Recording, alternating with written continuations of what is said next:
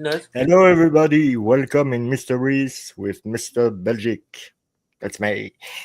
We are here today to talk with Mr. Vincent McConnell, Nuke Hoax 2024, with Shake Dog Shake from Zodiac Theory on Discord, from Kim, also from Discord, and from Abdel. I don't know if you are on Discord, Abdel. Uh,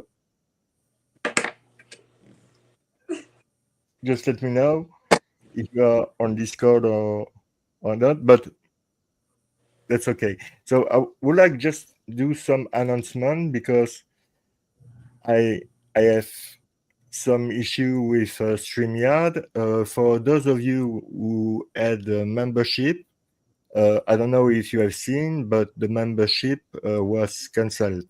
So you will be refunded for sure. But if you want to take another membership, it's okay. And it will be great because, like I was talking before with Ross and Ned, I would like to do more video, more, let's say, explicit video with more details and more graphic details. There's something that I cannot do here on YouTube with for let's say a large audience. I can only do that in private. So if I have, let's say, 10 people, 10 membership, I will start to do video for you. Like this, you will be able to see private video with more detail, more graphic details that I cannot do right now because I will receive a strike. So if you want to take membership, go ahead. And if you want to help the channel, you can contribute as you like. And the best way to support the channel is to watch the show. So today I'm here with Vincent McConnell, with Kim, with Sheikh and Abdel, but I'm sure he will make his comeback. And we will start with Mr. McConnell from California, Los Angeles, coming from the desert and coming from the spirit of Jim Morrison. It's excellent. He's a little, So, yeah. Vincent, I give you the mic, my friend. Okay, the thing about Arthur Lee Allen, like you mentioned in the beginning, is there's so much information that it just kind of depends on where you want to go with that subject because there's so many avenues of discussion, and I don't have any one particular thing that I want to be particularly vocal about, but whatever discussion So to go we, into. we, we can maybe start with who is Arthur Lee Allen for those who don't know. To this day, ALA is the only officially named, publicly named suspect for the identity of the Zodiac Killer. He's a disgraced, discredited pedophile school teacher from Vallejo, California. He was born in Hawaii and was later a school teacher in Vallejo. And he pretty much got fired from every school that he worked in. In 1971, an individual named Don Cheney came forward to law enforcement and told the SFPD and the Pomona Police Department that he knew the identity of the Zodiac Killer and that it was Arthur Lee Allen. He provided a number of circumstances or examples of incidents in which Arthur Lee Allen appeared to incriminate himself as the Zodiac Killer in the eyes of Don Cheney, and proceeded to talk to case agents from the SFPD like Tosky and Armstrong and all these people that we know about now, and later on George Baywart and Robert Graysmith, a journalist. And essentially, although this attention on Allen was quite overwhelming, they were never able to find any hard evidence or forensic proof that Allen was the Zodiac Killer. And it's kind of up to the interpretation of the modern day sleuth community to decide for themselves, I guess, on do the circumstances which appear to indicate ALA was the Zodiac actually indicate that ALA was the Zodiac. And we've had a number of informants come out over the years, and such as Ralph Spinelli, Sandy Panzarella. There was a documentary made called His Name Was Arthur Lee Allen. It came out alongside the 2007 Zodiac movie. But he's pretty much been the central focus of serious suspect research for many, many years. And you have some other, suspects or persons of interest that are concentrated on by modern day researchers, but nothing has really stuck with the central core of the Zodiac mystery, like the names Arthur Lee Allen and Donald Cheney, and some older suspects that have mostly been ruled out or otherwise don't appear as compelling as Allen. I don't know if there's any particular piece of information that you're curious about with Allen and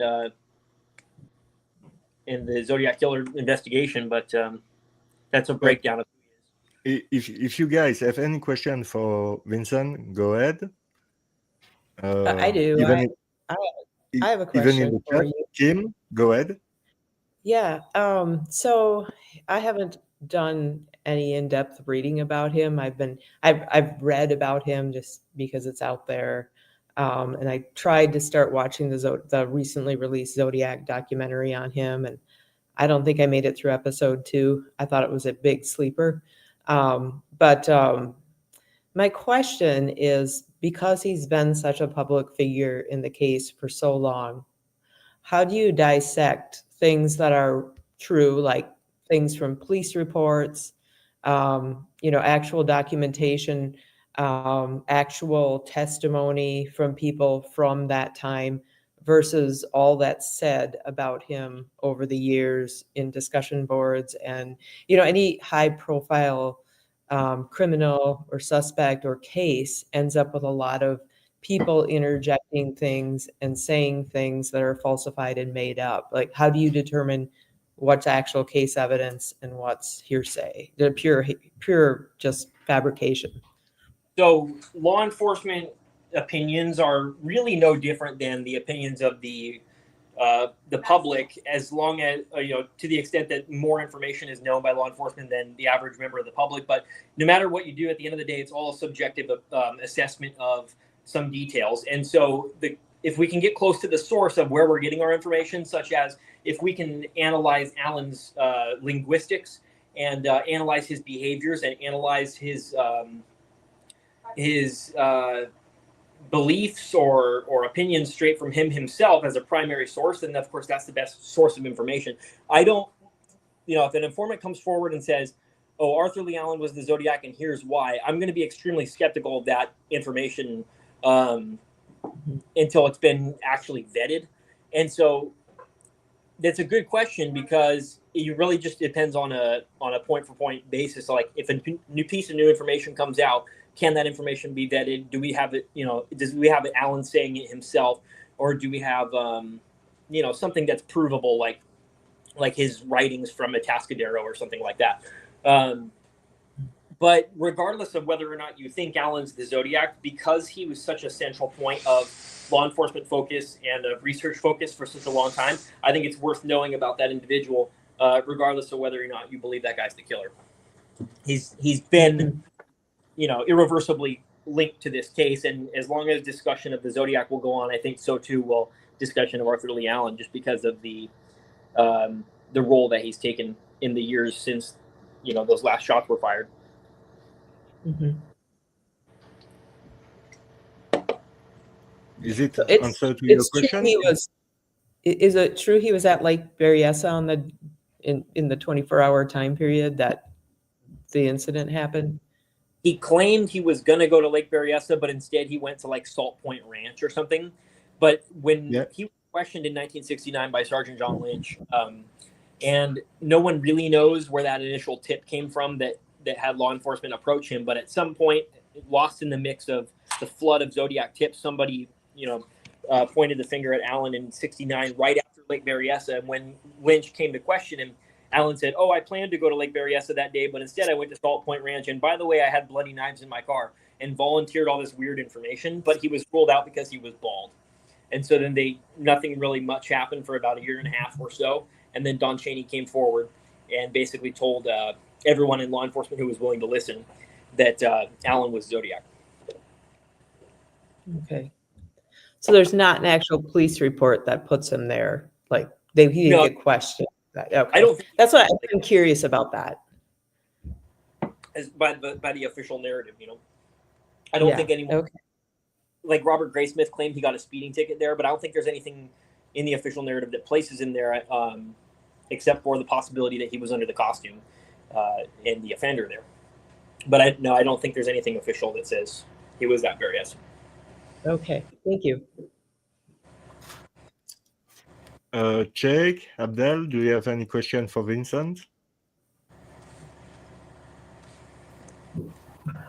On my behalf, if I can speak first of all, hello to everyone. Good evening. It's 10:20 p.m. here in Greece, so I'm saying good evening to everyone. I would say that the first appearance of Arthur Lee Allen in the case is via the anonymous tip received by Officer Lynch as it was placed in his initial report of October 6th. It is amidst one total of tips where Officer Lynch was going through information that may or may not have led to different avenues. Now, it's interesting to note that Officer Lynch is the target, the recipient of both the concerned citizen communication and the good citizen communication. Now, the good citizen communication is a number of tips that have been produced for the October 6th report. So I would not be too quick to dismiss an interjection of the killer in some of those tips. I think it's an avenue that has not been discussed very often. I think it's an interesting avenue since it seems that the killer himself, we can agree that he was following up on any article published about him. It's an interesting question, who is the original poster of the concerned citizen communication and the good citizen communication? I think Zodiac was. There is work by Richard that shows that there is a lot. I agree with that, but I'm placing it, as subtle as I can. My point is that if Zodiac sent the good citizen communication October 5, 6, I would argue that maybe he is at least one of the tips that were sent to Officer Lynch, or more of those tips could have been again from the killer himself. So I would not exclude an interjection of the killer in tips sent to the police aside from communication. So it's a good question. Who tried to frame Arthur Lee Allen in the first place in October of '69? And I'm stating this in the light of information about Allen's employment at the Rorent pool in the season of 1970-1971, and also his lumber company employment at the time of his arrest as well in Santa Rosa. We lost him. No, I'm just laying this out for commentary from all the folks in the panel. So are you talking about Bob Luce when you talk about his gas station employment? There was some document. No. You see, there's the Bob Luce employment. There's the Bob Luce employment in 69, and there's the Wogan service station employment in 71. Now, allegedly, it was Wogan who made the claims about the molesting of his daughter, and this was right before the Don Cheney tip in the summer of 71. Now, at the time, Allen was employed at Contra Costa County, and he had a very tight schedule, 9 to 5. This is all in the report. Now, since you bring this up, I would like to say that if we could know if the Monticello card is legitimate, this is Tuesday, July 13, 1971. If we knew the timestamp of that letter, and if we could put Arthur Lee Allen for posterity, because if the card was by the killer and Allen was at his work and he didn't have time to go to the place where it was mailed, then that excludes Arthur Lee Allen once and for all. But this is one of those things that we cannot answer because we don't have the information. So my question for the discussion, for Vincent, for everyone, is what is your opinion on the original tip of October 6th? So my question first that I wanted to know while you were explaining that was, when you say good citizen card, are you talking about the the partial solution to the 408 that was mailed to the examiner right before the Hardin's decryption went public? Because there's a card from someone that we think is probably the Zodiac Killer that provides a partial key to the 408 substitution cipher. Which citizen? Dear Vincent, this is the concerned citizen of August 1969. I'm talking about the good citizen card, which has not been relayed in its entirety. There is the information that about Beach Street and about the Robert Emmett. The first reference of Robert Emmett is in the part of tips related around the good citizen card. Richard Grinnell has provided an interesting piece about Beach Street information, but the card itself has not been relayed in its entirety. So it's the concerned citizen on August 69 and the good citizen card October 69. Even the names, what we are commenting here, even the names, I think there's a very interesting migration from concerned citizen to good citizen, and then in 74 you have a citizen. It's a migration of taunting. I think he does that. I think he's writing anonymous, trying to buffer attention for his. It definitely, you talk about the 74 citizen letter. To me, that's just textbook perfect Zodiac Killer's handwriting. I don't think it's done by a forger. I think it's done by the same man who wrote the debut letter. So it appears that throughout this whole thing, he was mailing anonymous letters, and it's fun to hear your clarification of which one's which on that. Cause some of those I don't remember think about the new 13 solution.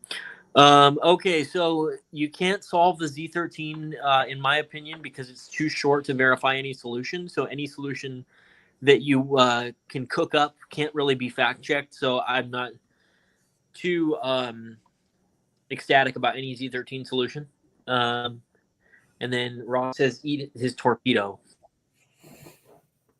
In response to Dr. March, who was a doctor writing in the paper, in the press. So it's an hypothesis of Mr. Ryan Garlic, right? Hi, Ross. Hello to everyone in the panel. Hi, Meg. Hi, Jeff. It's good to see you. Zodiac Killer Halloween card, Grunge Truck, Cathy, Dark Side of the Moon, Suzy. Hello, everybody. Andrew,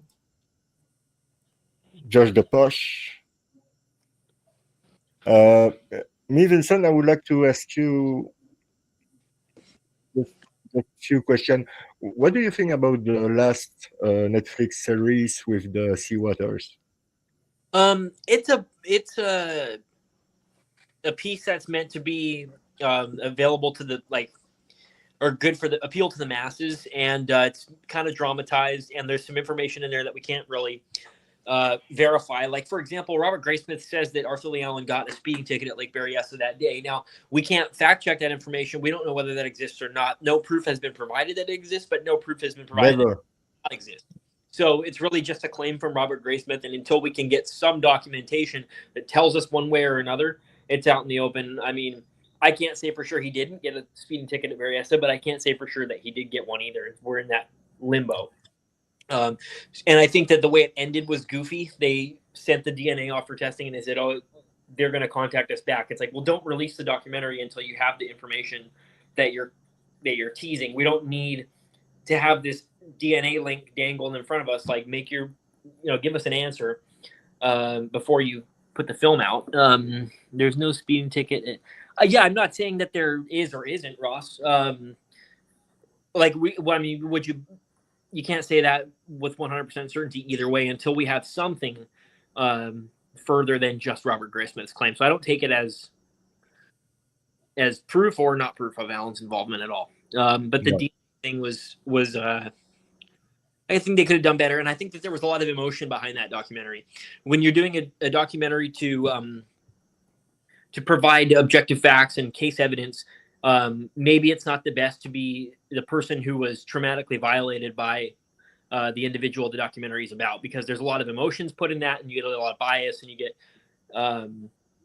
too disconnected from what we can objectively prove. And so maybe the Seawaters weren't the best people to make that documentary, but I understand that because they had all that information, they had the letters, they had those firsthand accounts, that they're a valuable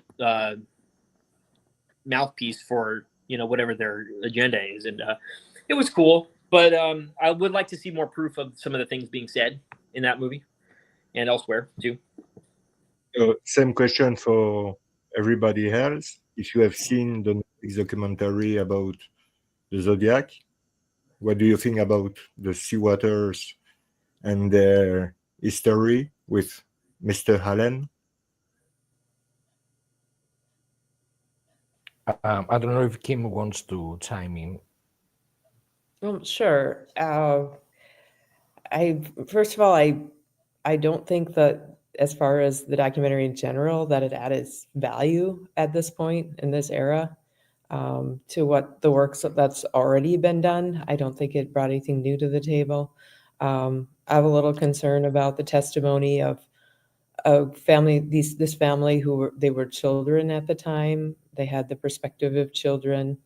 They had the constraints of children, meaning they didn't have an autonomous voice, the decision about their schedules, where they were, where they weren't. It's just a very different perspective when you're a child on the events that are going on around you versus what's really going on. It's often a distortion between those two things. And it's also been many, many, many years since those events occurred. And then finally, we have a family that doesn't seem to have, I don't know how to say this, and I don't want it to come off as snobby or whatever, but they don't have maybe a lot of resources in their lives or a lot of leeway, opportunity, and a big documentary company comes to their doorstep and there's a lot of money involved. And the whole picture does not really set well with me, because we're not going back to case evidence. We're not going back to police files. We're not going back to original interviews. We're creating something in the modern era. We're so far removed from the time and place that I find little value in the whole effort, honestly. And I think they should have saved their money and done something else with it. That's my opinion. Yeah, I think if people are interested in Arthur Lee Allen, the better place to look is at his own writings, and then look for linguistic patterns and similarities to the Zodiac Killer's letters. There's an excellent website. It's done by a guy named R.P. Ackerman called zodiacconfess.wordpress.com. And I don't think everything on the website is 100% spot on and correct, but I think there's a lot of valuable analysis of ALA's of his writings and his linguistics and the Zodiacs. And those are places that I prefer to look. As far as the Seawaters and what they claim they remember, I don't think Allen did the Gaviota Beach shooting. I don't think he killed Sherry Jo Bates. And they're trying to tie him to these non-canonical crimes that I don't think had anything to do with Allen. So I'd rather just look right at the source. I'd rather look at the videos of Arthur Lee Allen ranting and raving about the police and how everyone's done him this injustice. I'd rather look at the fact that he had bombs under his house. I'd rather look at the linguistics in his writings from Atascadero to the Zodiacs, because those things can't be disproven when you find them. And if you find them, you can show direct evidence to Arthur Lee Allen that, it's Seawater, because what the Seawaters tell you is okay, now debunk Connie Seawater. It's not really, let's look at ALA's writings, and let's look at his handwritten letters, and let's look at what he said. But I would agree. I would agree.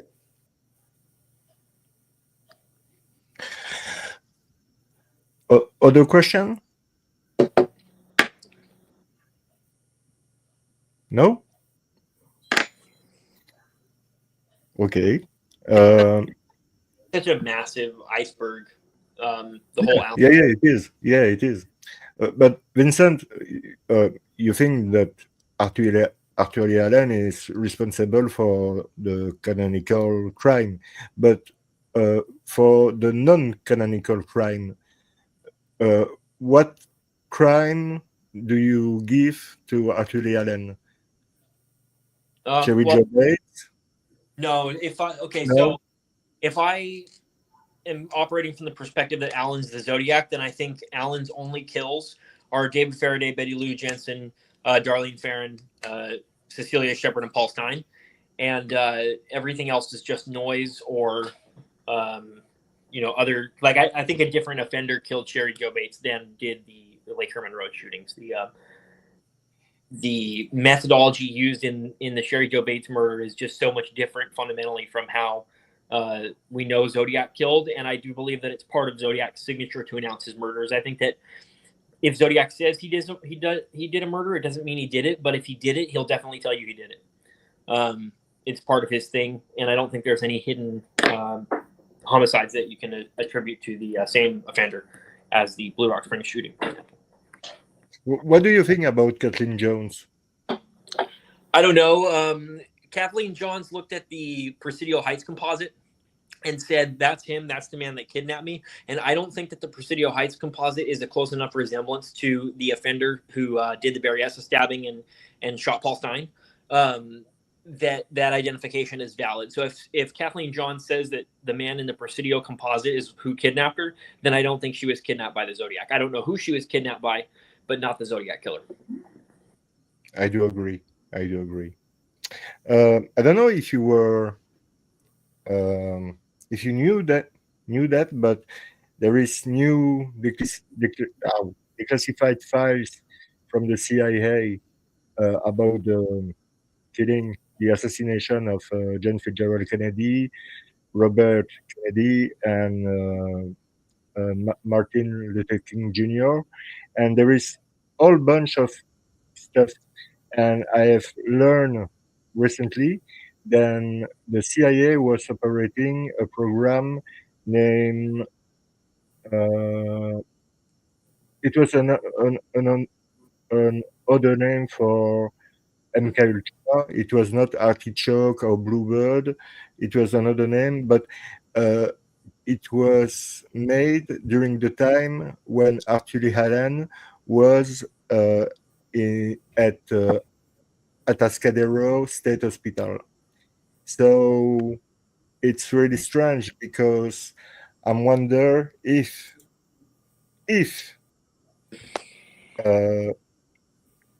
Allen was a Zodiac, I'm wonder if it's possible that the CIA had figured out who he was and erased his memory, and that's why after that he didn't remember anything, and he was so convincing that anyone could think that he is the Zodiac.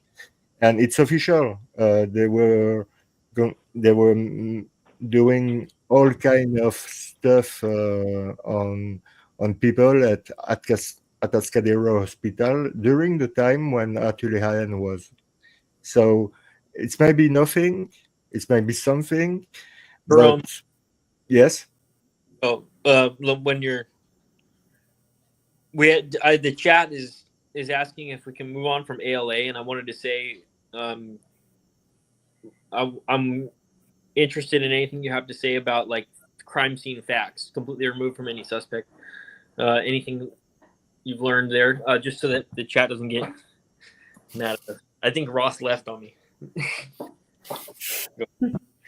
No, but it's absolutely your right to talk about your person of interest. It's why we do that. We do this panel to exchange or ID or person of interest in the respect, for sure, of all, and debate. We can be agree or in a disagreement, but no, there is never a fight or nothing like that here. So don't worry about that. If you want to talk about Arthur Lee Allen, talk about Arthur Lee Allen. There is no problem with that. So we can maybe for now just moving with maybe Kim or Jake. I don't know who wants to start first. I'm open either way. Yeah, Kim, I give you the mic and tell us about your person of interest and who you are, and please introduce you for the panel and for the audience, if you agree. Okay. So I live in the Midwest, and I've been involved in this work since 2019. I came into it from the angle of the East Area rapist. There were many back in the day who found very compelling connections between the crime series, and I think that's been shut down to most people's satisfaction with the arrest of Joseph DeAngelo. Murmurings from law enforcement that he is not the Zodiac Killer. If there was any possible way to know for sure at this point, then I'm trusting they've hammered those details out. But Happy. Go ahead. Keep going. I was, I could see why people felt the way they did back in the day as far as the potential connections there. I didn't find them unreasonable at all. They were somewhat compelling. But that's just how I came into this whole thing, because I was exposed to the Zodiac at the time. And I was interested in the cases that were going on. And I became aware of the East Area rapist stuff just 2 months before the arrest of DeAngelo. And that's a whole long story in and of itself. I'm not going to go into that. But so that's how You can if you want, because we have all the time we want. So. Yeah, it was discussions with a family member. I'll just say that. And so that was a couple months before the arrest. And then after that, I was like, wow, cool. I don't have to sit here wondering. I came into this late in the game and it's done. Didn't really make a lot of sense to me. Similar to Paul Holes, that somebody a half hour away could have engaged in the sheer amount of noise that went on concerning all of that activity in Sacramento, who was essentially employed full-time a half hour away. But I thought, when we know more, it'll make more sense. Unfortunately, we really still don't know more, because he basically pled out and took his sentencing, and he never really had to disclose much. And his immediate family members have not really come forward and disclosed much either. So I will say to that end, it still doesn't really make sense. But that's okay. It is what it is. But I continued to be interested in just kind of checking back on the news with that whole thing, until he went through the proceedings and got his sentence and all that. And somewhere in there, somebody came on my radar, and I'm not going to detail exactly how that all came about.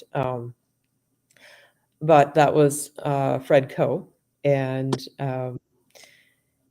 I had no interest in reading about yet another rapist at the time. I had some details I was really interested in following up at the time, and that's how I ran into him. It was associated with the work I was doing. There was some interesting photos associated with the East Area rapist spree, a black and white photograph with people may know the person as the puffy jacket man, and I truly believe that man and the two females behind him, they all appear to be together. It looks like a teenage girl and a woman who's kind of leaning forward, and I believe that those three, as a trio, resemble Gerald Gallego, Charlene Gallego, and Gerald's 13-year-old daughter, and that's what I was fixated on before I ran into Fred Coe. And spending a lot of time looking at photos online, I still think those three look a lot like them, and they were living within a mile or two of that location where that meeting was held at the time that it was held. They could have walked there that night. During the Gallego trials and even subsequent Charlene's release from prison, they brought up the East Area rapist spree in court. She brought it up after her release when she did some interviews with the news station in Sacramento area. She felt that Gerald could be involved, and that was all pre-arrest of DeAngelo. She was a good historian, so make of that what you will. I think they may have been at that meeting, and I think that that's an interesting detail if indeed that's them in the photo. Haven't had any luck getting anyone to look into that. Hard to get any airtime with anyone. Thanks, Vincent. So anyway, so that's how I ran into Fred Coe. And I had no interest in reading up about another rapist, except basically some connections were made for me. And he really is at face value when you start talking about a late 1970s rape spree in another state, not an interesting person to look at in the context of the Zodiac.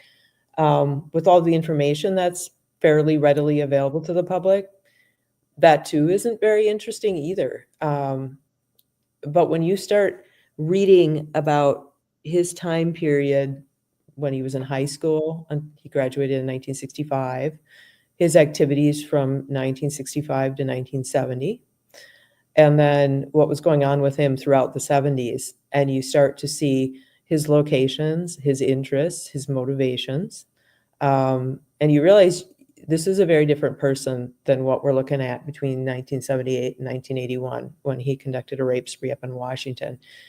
It's a very different set of circumstances and facts and detail. And the connections start to fall into place with him and the Zodiac. It's absolutely amazing.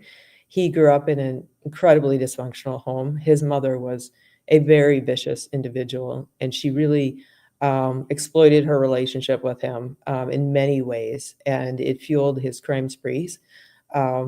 She was a very bitter, spiteful individual, and she's been very underestimated. Some people saw through her over the years, and some people still have rose-colored glasses concerning her, but he is the son of a managing newspaper editor. He does have ties to San Francisco in the late 60s.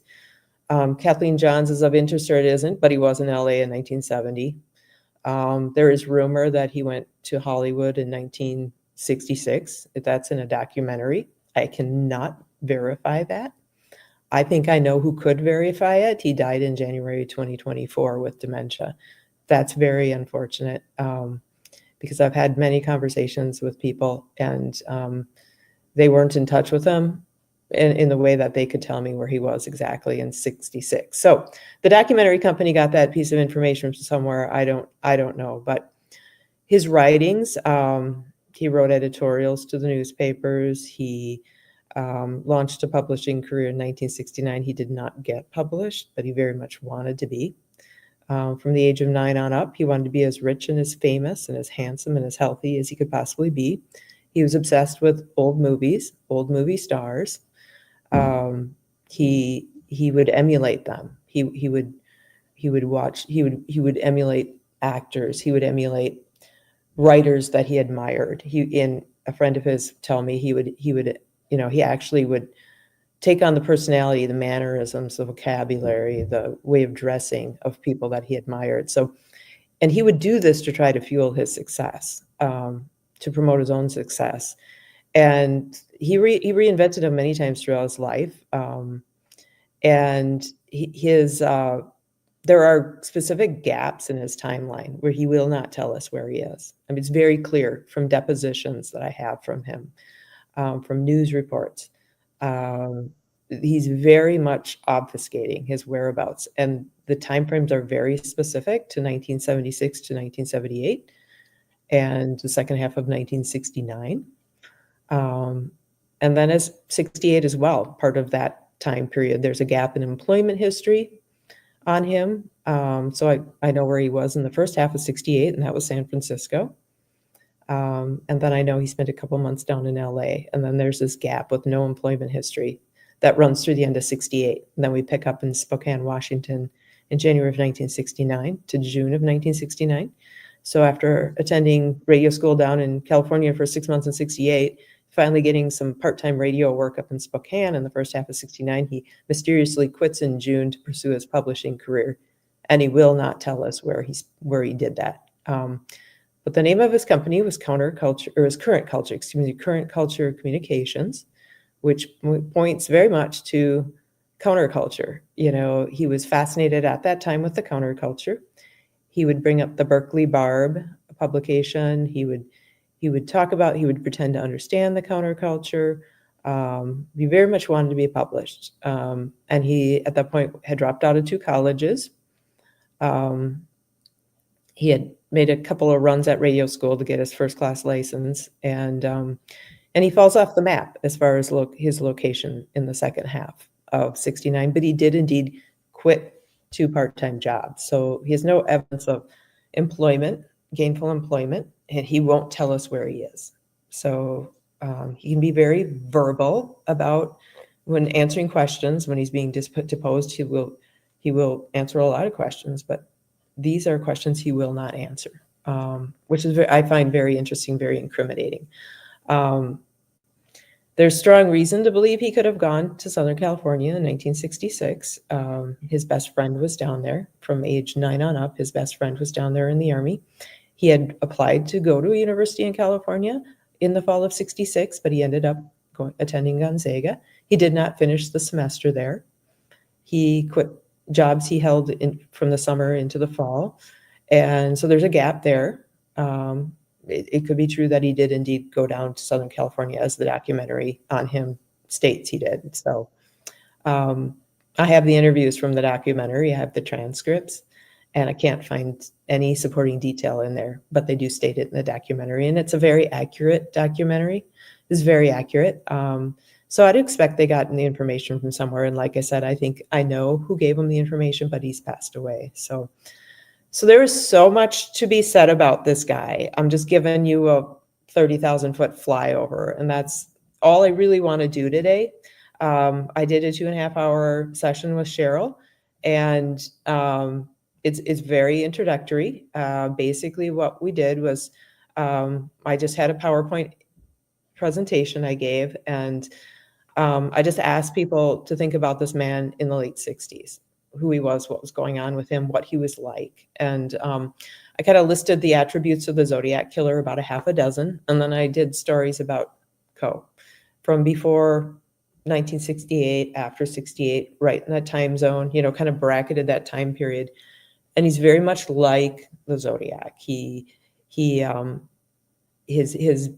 behaviorisms, his personality, what comes through from the Zodiac is very much what comes through from Fred Coe. He thinks he's more clever than other people. He's a writer. There's just, I can't even remember the full discussion. I'm gonna have to pull up the PowerPoint, but he is very much the type of person that the Zodiac, what we can glean from what the Zodiac was. He's very much that individual. He forms alternate personas. He operates under monikers. He communicates in writing a lot. And he is just very much in his behaviors. We find in him what we would expect to find, if the Zodiac were identified, the sorts of things we'd expect to find. So that was very introductory. And really the goal was to please get people to stop fixating on the late '70s with this guy and think about him in the context of the late '60s, when he was young, when he was failing out of colleges, when he was feeling disenfranchised, that sort of thing. That's what I'm asking people to do. So we're going to do more episodes on him.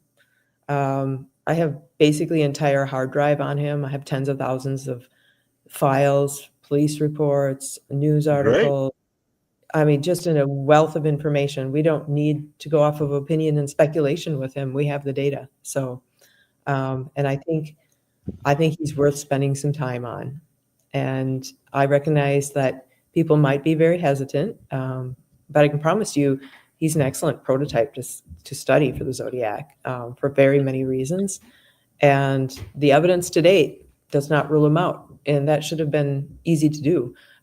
With somebody who was not from originally the San Francisco area, would have little reason to be there other than the schooling and the jobs, the time he spent checking out jobs that he claims he did. There should have been some hard facts to rule him out. And there are none. I can promise you that I have found to date. And that's tens of thousands of pages. That's interviews with many people, many sources of information. I cannot rule this man out. And I should, at a minimum, have been able to do that pretty easily. So here I am, 6.5 years later. and very Great. convinced. I That's need to great. keep going. So yeah, so that's where that's at. For me, it's the first time I'm hearing the name Kevin Coe. I never heard about him before, but it doesn't surprise me because there is a lot of different theory, and we always turn around the same name. And sometimes when there is a new name, it's interesting. I'm not talking about people like Ed Hoffman or different stupid suspect, but like your suspect look like to be a great suspect for the Zodiac case. Really. Yeah, he is. I- He is. I can promise anyone who takes the time to read the data that it like I'm a former analytical laboratory manager, and so my history of investigations was in the laboratory. Really puzzling problem. You can't figure it out. So you spend days, weeks testing different things and trying to sort out what your problem is, because you're dead in the water and you can't move on. You have contracts at stake, whatnot. And then when you finally sort it out, it's all very clear. Like it totally illuminates the problem. The solution illuminates the problem. It's very clear. You have no questions left. And as a prototype, this man illuminates the Zodiac case very well. It really helps you understand. He really helps you understand the motivations of this person. Answers questions. Why did he do what he did? That sort of thing. He really, everything going on in his life, his disenfranchisement. I mean, there's so much. It takes a lot of time to lay it all out. But at the end of the day, when you understand him, when you know him and you understand him to the extent that you can, the Zodiac case is just well illuminated, and it makes a lot of sense. Things make a lot of sense. Things become very clear. So even as a prototype, if someone can't get on board with spending any time on him because they just at face value don't think it's him, I'd say they're starting out in a good spot. Like that makes a lot of sense, their position and their perspective. So, but he's a phenomenal prototype. He really, truly is. So I recommend it. Yeah. He is. He is really interesting, and like I have proposed you just before, I would like to do a complete show with you to deep dive in your suspect. Okay, that would be great. I very much Yeah, appreciate yeah, that. I have a question. Hello, everybody. Can I? yeah. Yeah, thank you. So, it's about Arthur Allen. So, is there no biological proof like DNA for Mr. Allen? If not, why No. he was a perfect suspect, or have he a personal problem of authorities? So, when I see his no verbal, at the last of his interview, he seemed like a sensory guy. So the question is, has the I know we have a problem with the criminal problem, yeah, but is there any personal problem about Mr. Allen? Thank you so much. If someone want to respond to this question, or I did it like you want. Jake, Kim. I'd like to hear Shake's thoughts on it, I guess. The best suspect. That's Right. Right. If I understood correctly, the question is why was Allen Yeah. considered to be the perfect Exactly. suspect? Without Well, DNA, I would say or back in the day it was because Don Cheney actually, I think it was because Cheney actually gave a hearsay confession. That was the whole point. And Allen was a pedophile, so it was a connection at the time that you have a guy who is a pedophile, you have a guy who is out of his right mind, And since he supposedly confessed the murders to his friend, they put two and two together and they went to interrogate him. And well, the official narrative is that no physical evidence could be found so that he could be prosecuted. But the thing is that, regardless of that, to make the connection that if you are a pedophile, then you are also a serial killer of teenagers and post-teenagers. It's not based on any science, actually, and also whether or not what Cheney said was factual, that's another story. And then you have the Graysmith book that takes a lot of liberties with assumptions, and we have the dilemma of the first actual book about the Zodiac case, setting a precedent of a very problematic methodology where you cannot separate facts from the personal taste of the author. And well, about the documentary that we spoke a bit earlier, you can see that Mr. Graysmith is actually enjoying. It's very good to see him in very good spirit, very good health at his age. But I think that he's actually enjoying his self-appointment as the um, Lord High Researcher of the Zodiac community. He likes to speak a lot about what he assumes to be correct. I think I preferred him most in the documentary when he spoke about himself, because at least at that point I could enjoy his sassiness without connecting it to the assumptions he takes with the case. But my original question remains. Allen first came to the attention of police at the Leeds report of October 6, 1969.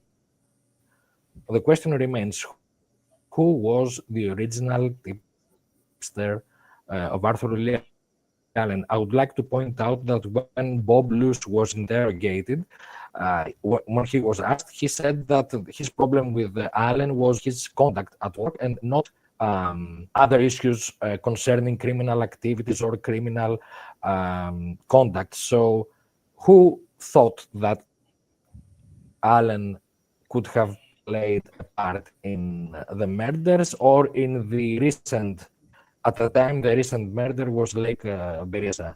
And I think that's a point of interest. And another point, when he was employed for a very specific lumber company, and whether or not his connection and his employment at the Orient Park establishes, as well as a 1952 Oakland swimming contest, a connection or a personal connection with the murder of Kathleen Jones.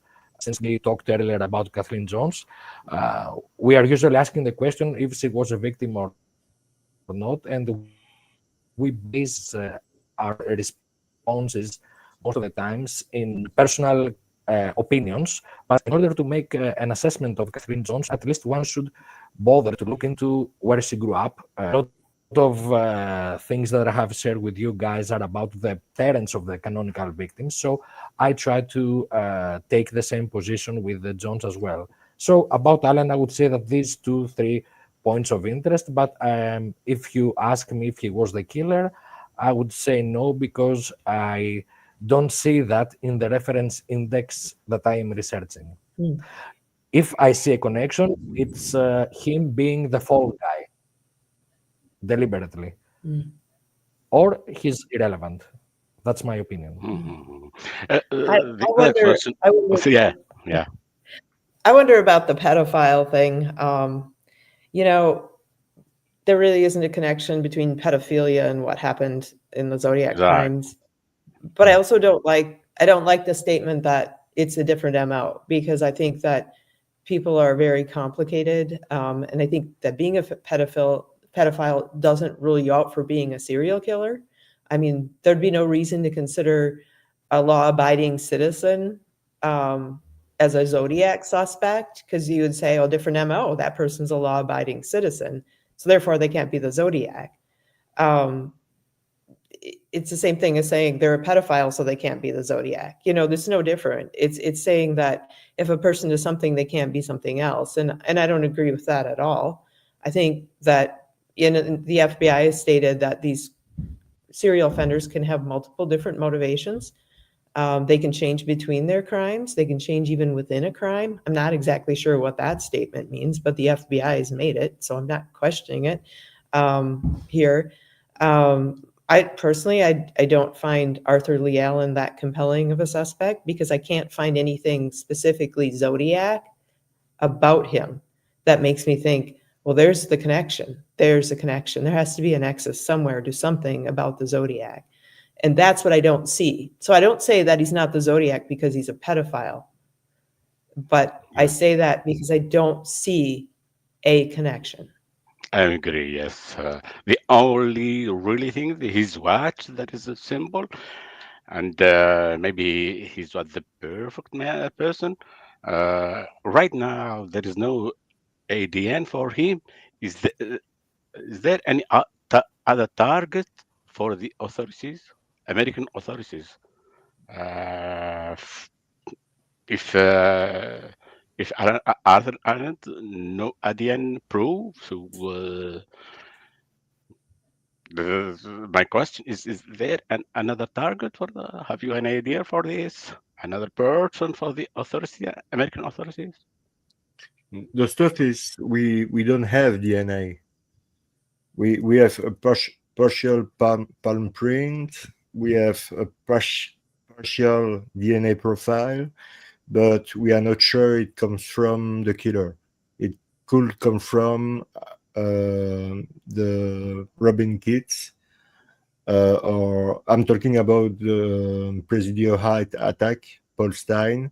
This is the only time they have tried to have something on the killer, and they find a partial palm print and a partial DNA, but we are not sure it comes from the killer. So we don't know. We don't know. That's something we don't know. And Yeah, and yeah, Abdel, I have yeah. I have an idea. Can I have my reflection about it, Mister? It's in my reflection is about the aggression of September and September the on, 20. on Lake Berryessa. Yeah, Exactly. yeah, September 27, 27. 1919. Yes. Uh, my conclusion that the murder, no, there is a person in this place. So when we are in the road, we can't see the couple. So to come to this place, and we have, and so with many things, the person know the this couple in this place. So it's my conviction. So it's like weird when a person come with all his things to this place to mm, s- to kill somebody. It's weird because when we are in the road, when we are in the parking, we can't see the couple. We can't see they are like us. But I think he was he have an idea. This person were there, But and it's a good when we point see because yeah, when we see the non-verbal, no verbal for Mr. Brian at the hospital, the guy was arrogant. The guy was he's like no traumatism. It's so weird when we have an attack, when we have almost we're killing, and after one day, what happened? So I think the question is all in the this aggression because see the core. the car of Brian at the park. We must note that the car that he is, because if we know there is a car in the parking, and the first time the killer he signed, so as he know what the place, as he know it, it isn't something as we do in the instance. No, He- I think there is something prepared. So that's my reflection. Maybe I have. Yeah, I yeah, but have the good one. Other things, the religious, when we see all the murder that was in Saturday and Sunday, and this was the Shabbat day. So, and when we see the Church of 7 Day, they speak about the Virgin girls in the sky. So many things we can. That that was weird. Thank you. yeah, but like Berryessa is highly debated because it's the first time then we talk about Zodiac wearing a costume with his famous Yes, exactly. uh, and this is the The first time car, he the stabbed cars. stab Yes, his victim. He put a rope on his victim. He rope his victim. He write on the car door, uh, but he didn't write to the press claiming he had killed Brian and Cecilia. He say uh, that he take credit for what happens in the No Bay area, but the No Way North yeah, Bay area, it's really large. So we assume that it's the zodiac because there is the day, there is the costume, there is this exactly. Another thing chain. it's the only one that come in day. So Yeah, like a person who was sure, the other one was in night.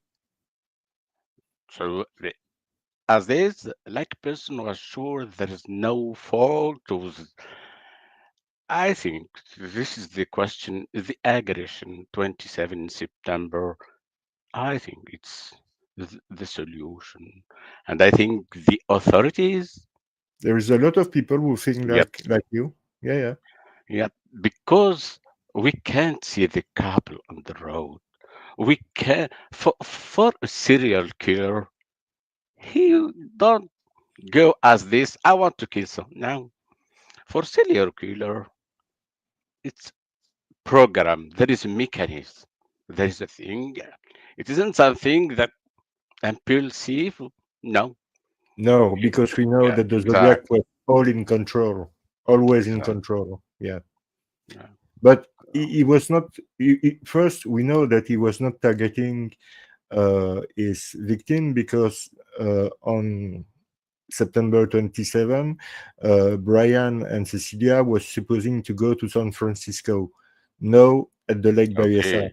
but at the last moment they changed their mind and they go to Lake Berryessa to spend nice time, and sadly they have been attacked. So the Zodiac by himself was not targeting special people that I know. That Hmm. maybe he was. I don't know, but I don't think it's likely. I Hmm. don't think. I don't think so. But Jake or Kim, what do you want to respond No, or I say? agree with you there. I think they were victims of they were an opportunity that Yeah. presented itself that day to him. I think he was in that area and he probably had intent to kill. He was probably Hmm. shopping, stalking, what have you. And I think it's just unfortunate. If they'd have kept with their original plans that day, they would have gone on with their lives. Mm-hmm. Mm-hmm. But we will never know Oh, if I have no problem of disagreeing with everyone. Mm-hmm. I have no problem with disagreeing with this. You know my opinion. I think they were followed for months, for weeks yeah, certainly. yeah, And what is the statistical random probability of having a couple under the oak tree, so he can put on the costume really to dope. become I Lord agree. High Coco the Executioner and play out the fantasy of the song under the oak tree by knife and by rope. So he just drives through a huge lake and he sees a car and he says, "Well, if I see a car here, there must be a couple down there that I can murder, so I can follow up on the other two murders." From a probability perspective, the odds of a random encounter of a couple alone under the tree, so he can put on the costume that he happens to have in the car with him just in case, the odds are way Okay. more infinite than this being a masterminded, stalking, predatory case. And it is the least likely scenario, but this is a least likely case. This is a case that has defied all odds, all possibilities, and all probabilities, because I still feel that we are missing out on examining literally all possible avenues. And when we say all, from another crime documentary, there's a very famous phrase: all means all. And all means that we have to at least entertain, after 55 years, the possibility of them being victims of persecution and stalking.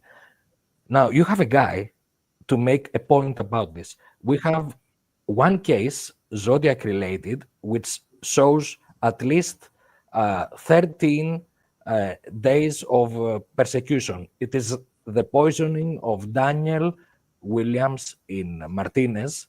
For days and days, the killer, called, identified as the Zodiac,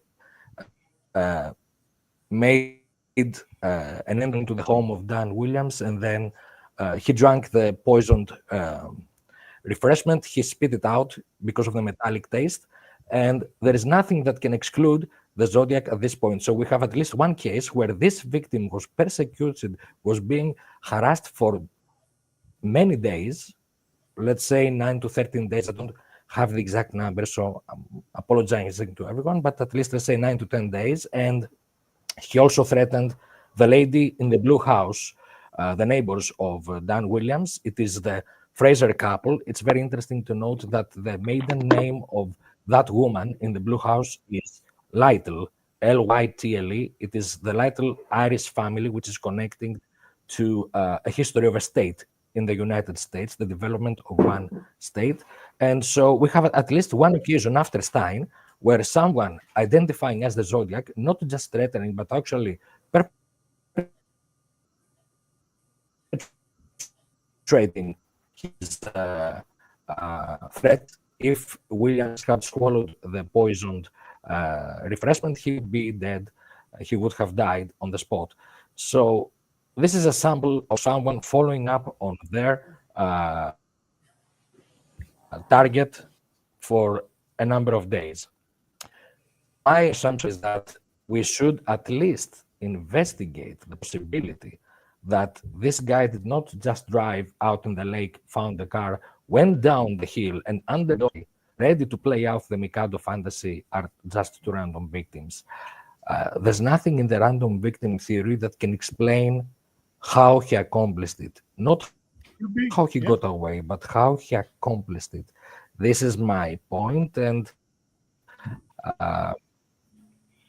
I would also like to say something about what our friend Abdelak said earlier. He mentioned the Sabbath from Friday evening through just before, for people who don't know you, Jake, Saturday. because The first what attack. what you are doing, it's really incredible. Because for those of you who don't know what Jake is doing, he go in the past of the victim. their family, their parent, grandparent, and he tried to connect the dots with everybody to see if there is a possibility that the victim was related. And he's doing that in, it's perfect. It's really perfect. So what he's doing is really important. And I will continue with Thank you. Jake doing video together, like with you, Kim, doing video together to continue to explore your what you are doing, because it's really incredible. I think it's really incredible.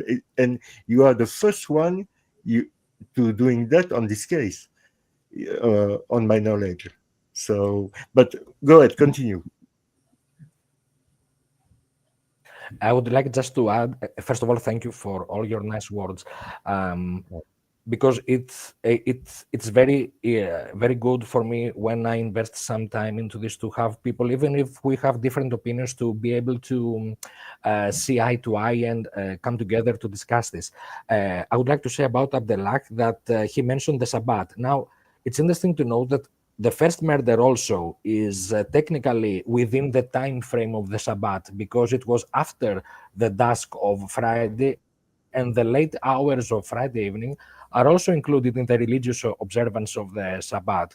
So this is a very good point that Abdelak has made, and I would like to extend that point to the total of the canonical murders. And before I The give you Sabbath, again the mic, the yes, Sabbath, which is a Jewish tradition, for those who don't know. it is Jewish tradition, and there are certain variants of the Christian denominations that also place, depending on the denomination, they place different weights of emphasis on the Sabbath. It depends on the denomination. I would also like to say about Kim that the whiteboard presentation that she did is something that we tried as a very novel idea for the server, and it was a pioneering thing for us to be able to launch this series of presentations.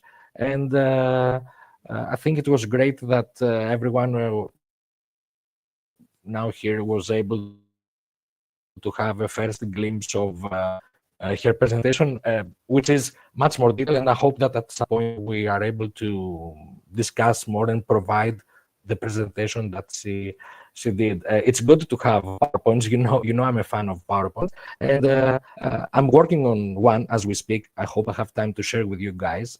And concerning the Christian missions, yes, Sardans were Adventists, but it's also the first Church of Christ science. That was also a very unique variant of the Christian faith, and actually they had their offices very close to Union Square in San Francisco. And so if you try to place Union Square outliers together, you can actually put all the canonicals together. You can actually put the Adventist faith, because the breakthrough of the Adventist religion west of the Rocky Mountains was in San Francisco. It was in the central area of the old town, when there were 70 new believers, and Ellen Harmon, the founder of the religion, traveled to San Francisco to celebrate the development of the Seventh-day Adventist Church in the Western States. That was before the Pacific Union College was launched in Napa. Kim, Abdel, do you have any question for Jake? Well, first of all, I'm with you 100%, Shake. I mean, I approach any problem with anything with the attitude, the perspective that anything can happen. Yeah, There's always keep an open mind. Yes, Always. there's so many different ways to theorize about events. You're limited by your own creativity, your own perspectives, whatever. So I would not discount a theory that the Zodiac may have honed in on these specific victims. I tend to come down on the fact that I think they were just presented themselves that day to him, but I have no proof that he didn't stalk them for days in advance. The Zodiac was a predator. Predators stalk. That's what they do. We know that. He was a meticulous planner. So planning to, assassinate two particular people and having a methodical approach over days, that certainly seems reasonable. That would be within the realm of somebody like the Zodiac Killer. I do think Lake Berryessa has kind of a quiet, spread out nature to it, such that I think somebody could just go out there that day looking for victims that presented themselves that day, and to be ready for one or two, depending on what he encountered. I do think it's interesting that the very next crime was Paul Stein, which was very different. It was a single victim, the man. So we can't know if in Lake Berryessa was very close in time to Paul Stein. We can't know if he was even in September transitioning. We can't even know 100% for sure how married he was to attacking couples. He'd attacked a couple of couples. That's not a long series. Those were victims that would have presented as opportunities, vulnerable, sitting ducks in cars, and you're coming up on them in the dark at night, surprising them. They're feeling intimidated because they think it might be the police, and so that puts you in a position of control. I think the Zodiac was an opportunist in that sense, but I can't discount that he at some point planned one of his assaults and targeted victims. I can't discount that. Anything can happen, but I do think that Lake Berryessa would lend itself to a hunting territory type of setting, on a beautiful fall day with remote pieces of land scattered around along shoreline that would give him some privacy if he came upon individuals that were in a more isolated location. So I think the car door is interesting from that assault. I think it provides us with some interesting clues. I won't go into that anymore, but I find that very interesting part of that whole episode. And Kim, about the non-canonical crime of the Zodiac, do you think he's involved in or not? My suspect? Yes. But the non-canonical, like which one? Robert Dominguez and Linda Edwards. Yeah, well, Joe Bates. Sarah Jo Bates, yes, strong potential. Yes. Kathleen Johns' opportunity would have been there because he was in LA. I know that he was in LA in 70, pretty early on in the year. That's from his own mouth. So yeah, that there would have been the opportunity for that. Going back before 66, I can't rule it out, but it's a long shot. That's what I will say. However, his father was active in the Army Reserves at the time, and one of the benefits of service members, so first of all, the family did travel with him when he did duty obligations, like his weeks and his weekends. They did do some traveling. That's testimony from a friend of this guy. They did travel with him for those. So that could have taken them places like San Diego, Camp Pendleton. I think it was Camp Pendleton that his father got discharged from his service during the war. I don't know if he ever went back there. I have his father's military records, but there are omissions, and I can prove that there are omissions because I could find news reports from Spokane that mentions his travel to places that don't appear in the records, and there's things in the records that don't appear in the newspapers. So I know that the files are not complete. But I also know that service members had benefits that if there were empty seats on planes and you wanted to take a trip somewhere and stay at a base somewhere, that was open to you. And the family was interested in California. His mother was drawn to California. He was interested in California. So I don't think it's outside the realm of possibility that the family went to San Diego. San Diego comes up out of his mother's mouth in the 80s, in the early 80s, saying, you know, when we leave this state, we might move to San Diego because we'd have access to the base there. She's familiar with that. She's familiar with there's a base down in San Diego. So, which may indicate that they'd been there before, you know. Oceanside would have happened when he was 16 years old. Had they taken a trip there, that's not outside the realm of possibility that a 16-year-old could have committed that act. It's not outside the realm of possibility. So I can't discount it, but it's just a bigger leap. And so I don't spend a lot of time thinking about it. Yeah, I understand. I really understand. I can tell you one thing that's kind of just interesting. It's just kind of fun. Go ahead. The weekend at the time that the Oceanside thing happened, one of the movies that was in the theater was Sweet Bird of Youth. And this is a story that takes place in the Dixieland, the South, Florida. Coe's mother was obsessed with the South. She had a grandfather that came from the South to Spokane. The setting of the movie was there's a kind of a washed up older actress and a younger agent, and they're sleeping together, but he's back in Florida trying to hook up with this girlfriend that he'd had before. And she's trying to get reconnected in film, and they're, I don't know, working together somehow, sleeping together, but he's trying to get back with his girlfriend, and the girlfriend's father doesn't like him, and so on and so forth. But the whole Dixie theme and the title of the movie is very interesting to me because Coe liked to come up with names for people. And one of the things he would call his wife that he married at the end of 1972, one of his nicknames for her was Sweet Bird.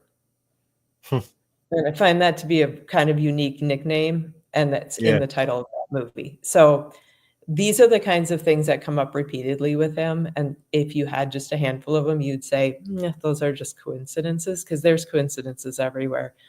But his obsession with movies and movie stars, actors, his modeling himself after them, his picking of nicknames that had personal meaning to him. When he was in radio, he would go by Mark Mitchell. His mother was obsessed with Gone with the Wind, which was written by Margaret Mitchell. So we know where Mark Mitchell came from. We know where another one of his monikers, X Drew Butler, came from. It came from Rhett Butler, who he was very enamored with Clark Gable, who starred as Rhett Butler in Gone with the Wind. You know, so his monikers have personal meaning to him. He selects them, and so when you study him and you see the monikers, they provide clues of where to look. And then you find things that's very interesting.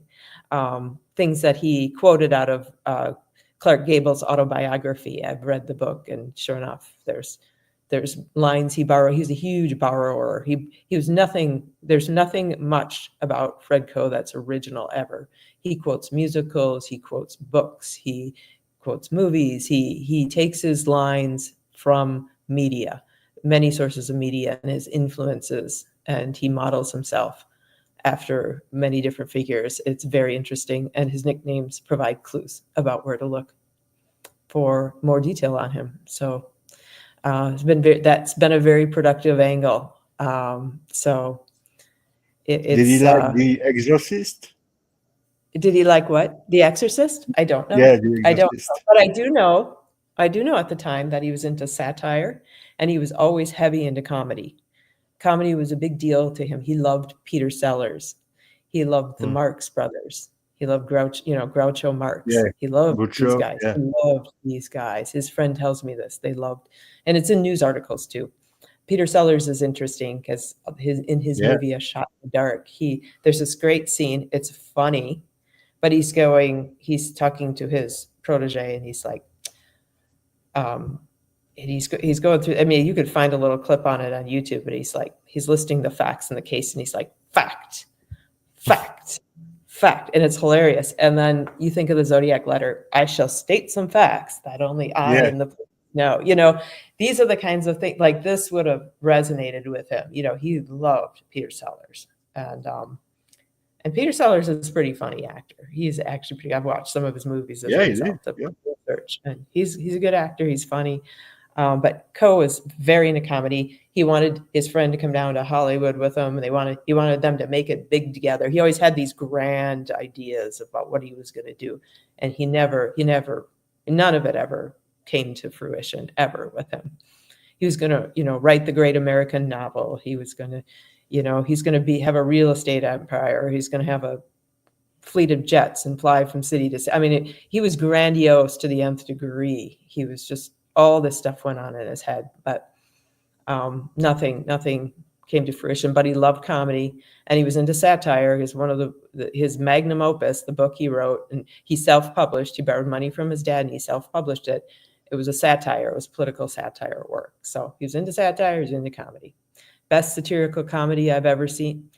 That works for Coe. That works for Coe. Yeah. You bet. Yeah. So Yeah, and commenting on movies, that would be something I could see him doing. His dad did an editorial too in the newspapers in Spokane where he talked about movies.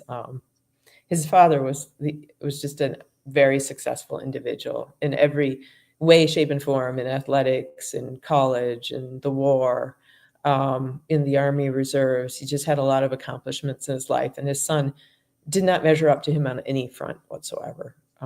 None whatsoever. But Coe would always try to leech off of somebody else's success. His friend, who was a Golden Gloves boxer, Coe got caught in some kind of sexual escapade. He got chased by a couple of guys, and he's like, I'm a Golden Gloves boxer. He just borrowed everything from everybody. It's really interesting.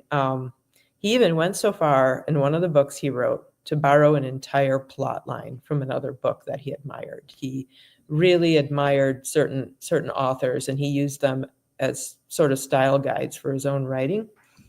And one of those books was The Magic Christian. It was a Terry Southern novel. And it's in the novel, this millionaire is giving away a bunch of money, and he's using this whole scheme he has to kind of mock capitalism and greed and just try to expose people. And Coe did the exact same thing in this novel he wrote that he did not get published, but I have a copy of the character, where the characters are discussed and the basic plots discussed. And it's the same thing. He's using a rich individual who's using his money to expose people and mock people and that sort of thing. It's like he borrowed an entire plot line because there's nothing original about him. And he would reference musicals to explain things about himself in court. He would talk about his writing and say, it was like Hair, the musical Hair, or, we were trying to improve my girlfriend's dress habits. We were doing a sort of Henry Higgins number, and that comes right out of My Fair Lady. And his sister was involved in musical productions in the early 70s, and he was very jealous of his sister, felt like his mom favored his sister. He was 8 years old when she was born. And he was griping about that at age 34. She always got everything, she was favored over me, just kind of very like his 34-year-old infant whining about, how he was treated, how he perceived he was treated as a child. But yeah, she was starring in musicals in the 70s when she was like 14, 15, like in that age, dancing, participating in their hometown. And that sort of thing. So it's very, very interesting stuff. Yeah, it is. We won't go any further with that right now. These are each of these topics are kind of whole episodes with him. So there's a lot to unpack with them. So yeah, but it's really great. And like I told you before, we are going to do a show together to talk more about your suspect and more aspect of the case, and what did you find, and if you have like you say a PowerPoint presentation or a PDF presentation, we can share that on the screen, and you can talking about that during the show. I will send you some threads that we could pick up on, maybe take 2 or 3 and make an episode out of them. And then I can put together, some slides or whatever on it, news articles, things that the data to support my assertion. Everything I say have a wealth of data to back it up. I don't have to go on speculation because I have so much data to bring to the topic that we can just look at the evidence. We just need to look at the evidence and ask ourselves, what does it say? What does it tell us? That's great. That's great. I'm really happy, Kim, because it's your first time here, and there is a new suspect. You have made a lot of works, and that's wow, really great. I'm really glad to know you. And guys, do you have any question for Kim, or in the chat? Do you have any question for Kim? If you have any question for Kim, go ahead.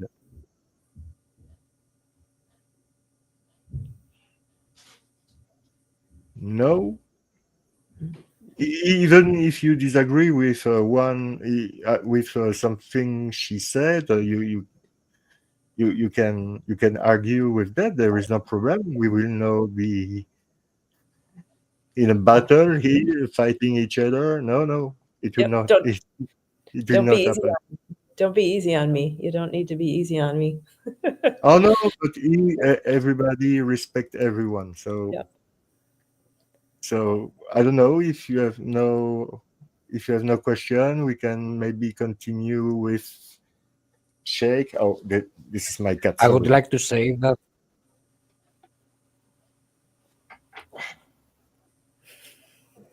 Go ahead. Go ahead. so I would like to say that Kim also gave a very good statistical experiment about height comparison. She created this array of statistical height interpretations based on testimony of eyewitnesses, and she grades into correct or erroneous prediction of the margin of a height identification. That was also a very good on the sidelines of her whole project. She also gave this very good statistical example. So I would Thank like you. to reference that also. Yeah, I mean, from a statistical, since I'm an engineer, from a statistical standpoint, the metrics and the probabilities are very important, and I like to see that also referenced in the work of other people as well. I'm sure that from your own professional background and experience as well, you are very much, as I understand, acquainted with these ideas and concepts and the margin of error, etc., etc. Yeah. Yes, yeah, very much so. Yes, and it's kind of fun to play with it in the context of this.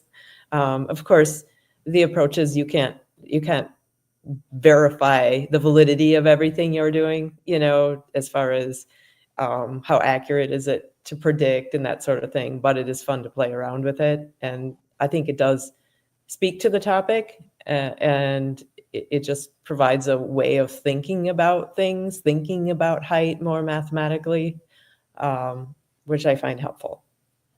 Yeah, really. It is. Yeah. It is.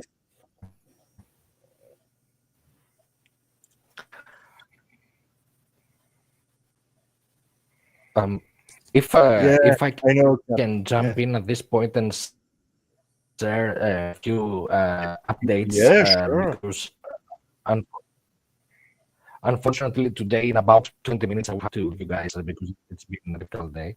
So two updates that one is that in the server we have begun the book. The first presentation was the book of Mike Rodelli, In the Shadow of Mount Eliab. There was a very interesting discussion about it. And the next presentation will be the book of Tim Spencer, 55, which is about criminal, killer, madman, and Zodiac boy for some of us, Ed Edwards. Spencer has done a lot of work. He has traveled about thousands of miles to interview various characters, among whom he has spoken with Frank Dryman. He was another notorious criminal, and there are many scoops in the book of Tim Spencer, who will attend the CrimeCon in Denver this fall. He actually invited me in his booth. It's a bit difficult for me to travel to the United States at this point from a financial point of view, but if I could make it, I would be very much happy and honored to be alongside Tim Spencer. We are scheduling it for the first days of May, and it's an idea to present various books that serve as inspiration for further discussion and research, and some updates on things that I would like to show you guys. I'm sure that I promise in the next discussion I will have the presentation, the whole PowerPoint to the audience, and we had a broader discussion. And it was the first time that I could make it back here after a long time. Now these updates are about further way into the discussion. If you remember, dear Jerome, we had stopped at the Vallejo Selling Club and how we had established a link between the Faraday and the Taggart family, the Crams and the Taggart family, and the neighborhood of the Dan Mini Elementary School, where both the Taggart families and the Crams had their kids. Also, this was the neighborhood of the last person that drove by, James Owen, and also the member of the Pennington family that resided in Vallejo. So quite a hot spot for a lot of persons connected to this case.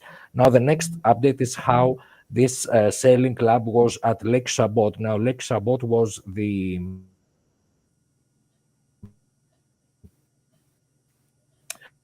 not only the second municipal course, the golf field for the Vallejo Golf Club, Blue Rock Springs. So we have this connection between the Lake Chabot and the Blue Rock Springs via golf.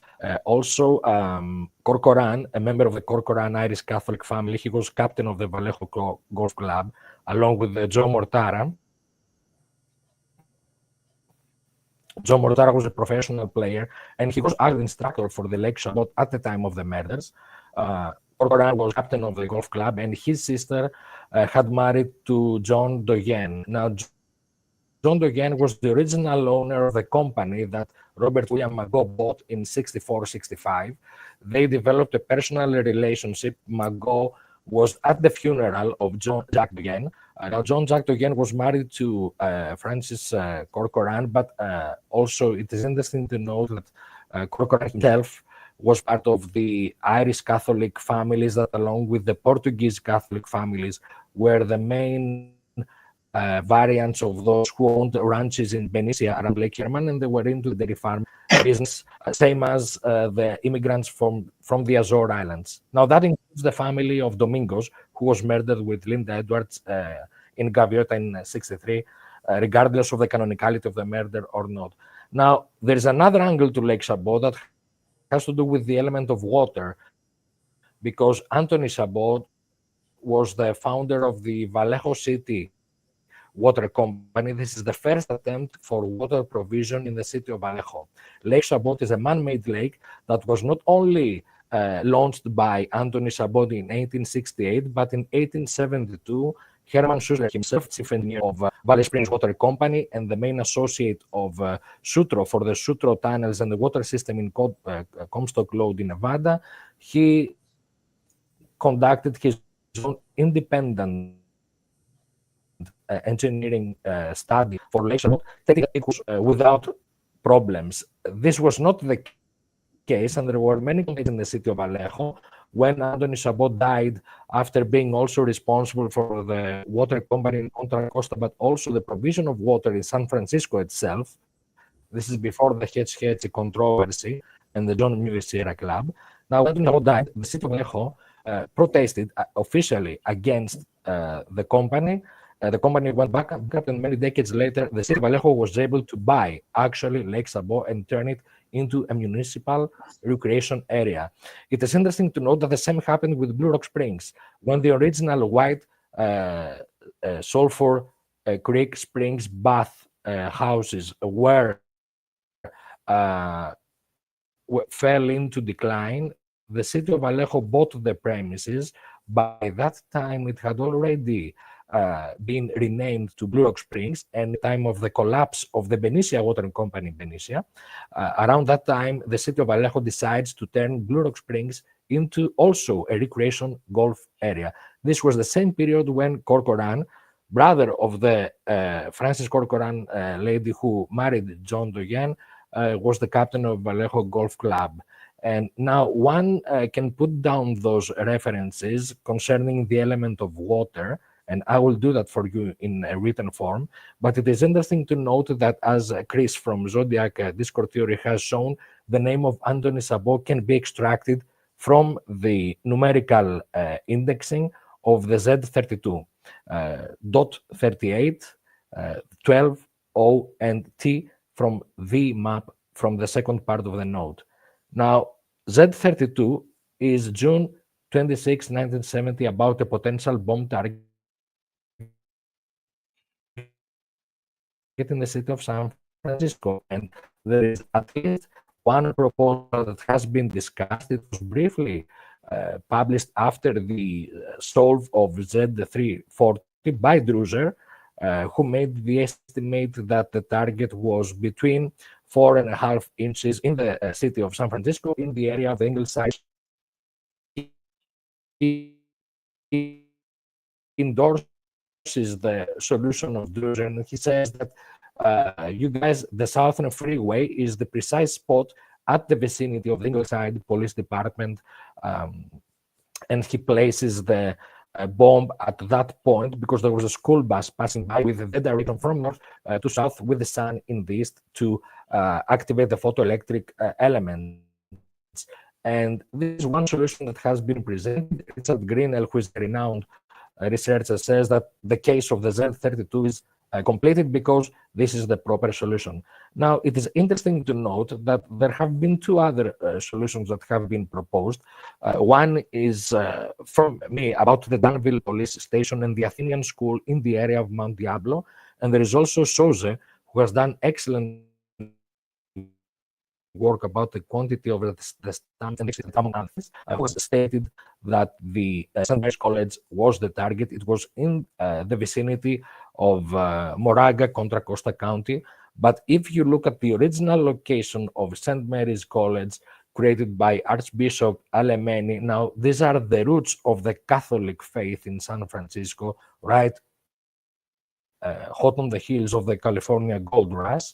The original site was in the precise angle of direction of the same trajectory that Druzer proposes for the Ingleside Police Department. If you look at the map, there is a almost zero error when the angle passes through the vicinity of the original hill where the St. Mary's was. This was the hill of the St. Mary's and the bells of St. Mary's, because in the 30s it was remodeled in the shape of a bell with the 3D model actually built for the city of San Francisco, and it was turned into a residential area. St. Mary College was moved into Oakland, and in the 30s it was moved in Moraga, the current location where it is today. And you cannot look at the St. Mary's College without looking at two other major schools of the Catholic faith, St. Ignatius Preparatory School and the Sacred Heart Preparatory School as well. Now, these were initiated and launched by Jesuit priests, and they are connected to the LaSalle brothers as well as the St. Mary's College as well. And it is very interesting to note that the LaSalle brothers and the whole orders behind these schools go back to the St. Vincent de Paul. Now, St. Vincent de Paul was the original person, along with St. Ignatius Loyola, in the 16th century, that were adamant in creating those schools, those Catholic schools. And St. Vincent de Paul is not only the date of the Lake Berryessa murder, but is also the meeting point that was set up with Malvin Belli in October, after the October 22 TV show. It is not identical to the phone call that was made public at the show. The appointment with Malvin Belli was set up after the live transmission, so it cannot be attributed to mental patient Eric Weil. And for whatever reason that was, this is the second independent validation of the St. Vincent de Paul Catholic outlier, which is repeated again in both the St. Ignatius and Sacred Heart preparatory schools. Now, you cannot view those schools without looking at St. Mary's College. And if the inch solution is correct, then you can actually make the identification of the original premises of the St. Mary's College. And it is very interesting to note that for the work of Soze, this also provides the outliers about the submarines connected to the code indexes 408 and 340 These are submarines connected to the Apollo that was built by the Ingalls Shipbuilding Company.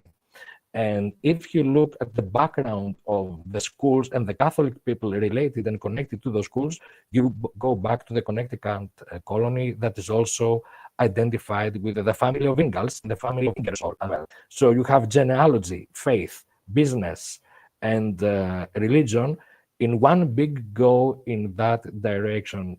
I would also like to note that the solution that Chris has provided about Anthony Sabot does not interfere with the solution of the code. It is an independent substitution to the numerical indexes of 38, 12, 0, and T capital T at the nodes. So it is actually not only independent of the actual code solution, but it is very robust because it is a direct numerical substitution solve. To that end, I'd like to show you one slide, if possible, from the PowerPoint. I hope that my connection does not go to hell. Give me just a few seconds, and I hope that I can make it work for you guys, if I can share my screen. Sure. And Yeah, during well, this time, Kim, is it I, Dr. Kasbah? Kim, if you could talk a little bit about the Discord server that Check, you, and I are in, Zodiac Theory, and all the great people who do an amazing job, because all the time people ask me about what is it, this Discord server? What is it? So, Kim, if you can talk a little bit about this server. Certainly, I'd love to put in a pitch for it. I'd never used Discord before, so it was a new platform for me. But I was invited, and that is really appreciated. And I like a lot of things about the platform. I like the admin does a good job of policing it to make sure that we are keeping exchanges open, that people are welcome to advance thoughts and ideas, that that we don't spend our time and energy shooting things down because we don't like the narrative or it doesn't fit our suspect or what have you. All of that is unproductive energy, and the only thing that it could ever accomplish would be to thwart any true production, any productive work or any advancement towards identifying the Zodiac. If we're just tearing into everyone anytime they advance something new, how are we ever going to make any progress? So the admin does a phenomenal job at managing all of that. And so I really appreciate it. There are some good minds on there. I've encountered some of these people elsewhere, and they've always been people that made good contributions elsewhere. So however the invitation process has gone, they've brought good people to the site. So it is possible to figure out how to navigate it. It was a little foreign at first, but I feel like I'm at the point where I'm starting to find my way around more. And people are very helpful at sharing how-tos and that sort of thing.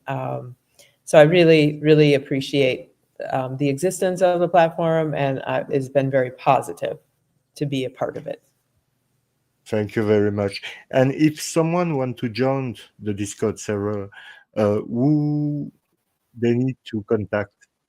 Because this is always the question people ask me: who I to contact to join this server you are in? Maybe Sozi or Cheryl? I don't know. they can send to either Chris, Cyril, me, Michael. We are part of the administration of the admin team, so any one of us, you can send us a message in Discord. Yeah. Cyril, Solid Snake, Michael, myself, Altug, DNA King, Yeah. Rob, RL, Very accurate. anyone from the admin team is available. So anyone that receives a message, it proposes it forwards to the admin team, and we discuss about the process of admitting new members and stuff like that. Thank I you don't know very if you much. can see my screen now.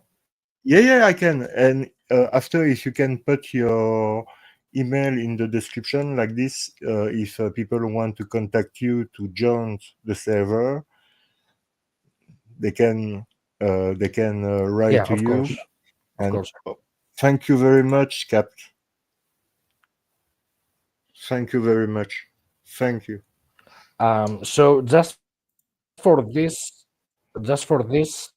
slide to give you an idea, the whole PowerPoint we will go on in the next meeting.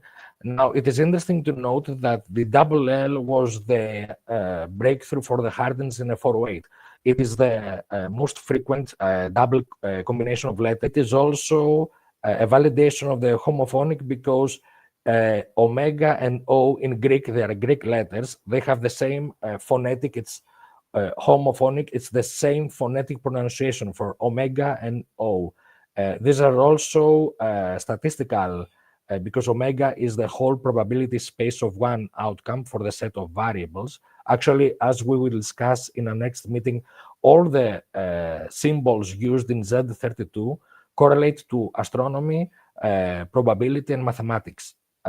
The famous FK that you see here backwards, a reference to the FK crack proof of the March 71 letter, is the Fréchet space in probability and statistics. So it is actually a mathematical terminology.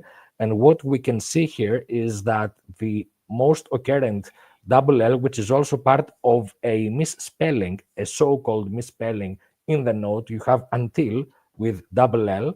So until school bus, bus with double S, and the inverted misspelling in annihilating, which misses the double N, there are actually three sets of misspellings because there are only three symbols in Z32 which are repeated. They are appearing two times. So actually what we have here is the assumption that the killer points towards the dominant double L, which was also the breakthrough for the 408. So the killer may have caught up on the hardest methodology. And here is the Is it not the sign usage, the alpha substitution of double L in for Greek? the homophonetic. Isn't it Alpha in Greek is also major, but I don't know, tell me I'm if it's sorry. right, but I think the symbol is alpha or omega.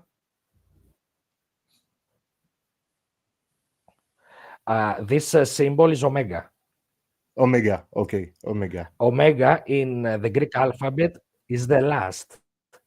Is the Is the last one, so yeah. actually in it's like Z in the Latin alphabet, but also omega is part of the religious, the biblical quote, I am the alpha and the omega. Εγώ είμαι το alpha και το omega, which means I am the first The and the beginning last. and I the am end. all. So this would And God, migrate to the Latin equivalent exactly. And in probability and statistics, the omega, the capital, the uppercase omega is the whole of a probability space. And if you look at it from a perspective of probability and statistics, you can also explain not only FK, but also many of the other outliers. Now, if the first row reads St. Mary's College, as I alleged, then the second row, the 15, is the address, and this is what it goes to the angle, the trajectory of the line from Mount Diablo to downtown San Francisco. It is very interesting for me, and I would like that to be very clear to you and our guests here in the panel and to the audience. I would like to say that this by no means conflicts with the solve of Druzer, which is endorsed by Richard Greenler. On the contrary, I think it validates solution is that there are 5 valid expressions that can substitute the 32 symbols of the code. And why is that? Because you have with 5 solves, you have a rotation of 32 radians, which identifies with the length of the total of the code. Now, FK is a mathematical, the Freshe, as I told you, that it has to do with the not only the probabilistic mathematics, but also the subspaces theory. And these are tools that have been used as well in astronomy. And I would like to point out as well that there are ancient Greek mathematicians, which, as we will discuss in our next presentation, are linked to the other symbols of the Z32. I just wanted here to do the first glimpse, let's say, along with the other outliers. And I would also like to add to that that June 26, 1942, was the obituary of George Haviland Barron. He was the curator for the Young Museum in Golden Gate Park that we had discussed in our previous discussion concerning the Robert Emmet statue, and also the Cervantes statue, which is outside the museum. Now, more specifically, George Haviland Barron was the person who gave the speech during the unveiling of the Cervantes statue. He had the sculptor Joe Mora present at the ceremony, and this was at a time when also the unveiling of the Robert Emmet statue was in the presence of George Barron. Actually, the first leader of the Free Irish state, Valiora, was at the ceremony. That George Barron is directly related to the Cervantes statue, which is the main theme of the Dragon card, which was the prior communication of the killer just prior to the bomb letter. So inaugurated the statue of Cervantes as the curator of the Young Museum. He was referenced by the selection of the date of June 26. And one would argue, okay, the Z32 may or may not be about downtown San Francisco, but why that date? Why June 26 specifically? My interpretation is that it's a reference to the obituary of George Haviland Barron, who, by the way, his first wife was the granddaughter of Commander and Presidio, Commander Arguello. He was the military and governing authority in pre-American San Francisco. And his granddaughter was married to George Barron. Because she accused George Barron of stealing her jewels. She sued him to court, then she took it back, and then they divorced. It was a bit of a drama, but anyway, there is also a connection to the history of Presidio Heights. And I hope that in the next presentation, I will give you a full table of all the mathematical symbols that can be drawn from the Z32. And concerning the begins with the inverted fox.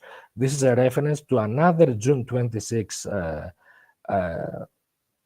old newspaper clipping that has to do with the opening of the Fox Theater and a reference to the Thiero family. The Thiero family were the people that married with the Youngs, and it was Charles the Young Thiero who ran the Chronicle at the time of the Zodiac murders. This is a newspaper clipping about his family and him with his siblings as a small child being associated to another major banker visiting Lake Tahoe area. This is the very area that we see a few decades down the road about another victim, and about the funding of the Leak Observatory. Now, fellow Zodiac Theory admin member Eduard has made some work about the Leak Observatory, and it is very interesting to see that there are yet again connections to the name of Sabot because of the Sabot Observatory in the area. So the full circle once along with this whole connections, and I hope that next time we will be able to have this discussion about this more analytically. I'm sorry for Yeah. speaking much. Sorry. Thank you very much, Jake. And I know it's a lot of information to digest, but if you have any question, first you in the panel, Kim or Abdel. If you have any question for Jake, goes on. And we have Sam here first, who say that he had a solution that would work for the Z32, and it is California 38 North after XXW Santa Clarita. Yeah, why not? Yeah. No radiance in that solution. But no, I think the radian, it was a distraction. It was to scratching her head for that, but yeah. So I come back. If you have any questions for Jake, go ahead.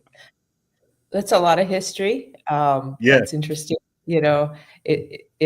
It's I'm not from the California area, so it's interesting to hear history when you're researching this stuff. It's good to have context of the place. Those sort of things are very interesting. If it was somebody from the area, then more likely to be affiliated with some of these institutions and whatnot that you were reviewing. If it's somebody not from the area, then probably not so relevant, but this is what is required in case research, is to go down every angle to look at things, everything that's going on in the area, and what's contemporary to the time, what's accessible, what's people are exposed to, what they may be a part of. That these are where clues come from. So it's interesting. It is. Abdel, do you have any questions for Jake or for Kim or for me?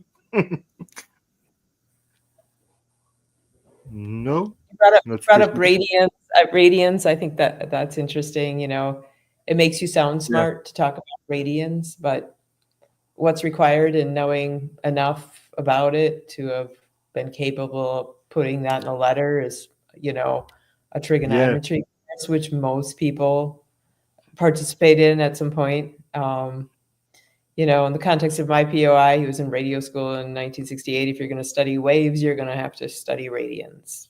Otherwise, you can't study waves. He was I agree.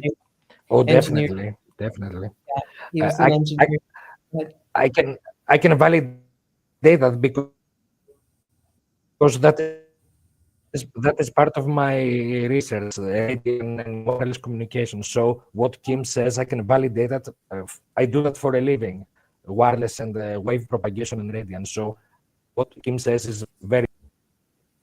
Yeah. And the Zodiac doesn't exhibit any great insight or depth of understanding of these things, just a basic, presentation of it. My POI did attend radio operational engineering school down in LA in 1968, and he was hammered by Mr. Bill Ogden, who expected his students to advance as quickly as possible to a first-class FCC license, which would make you eligible for a job at a 50,000 watt radio station, which my POI very much coveted. So he had to get that license, and he made 2 passes at it. I think the first one was a fail because he liked to argue with teachers, and Bill Ogden had no time for fools. He was hardcore. Among his many mantras, he'd say, "In Ogd we trust," as in Bill Ogden, and it was a transposition of God.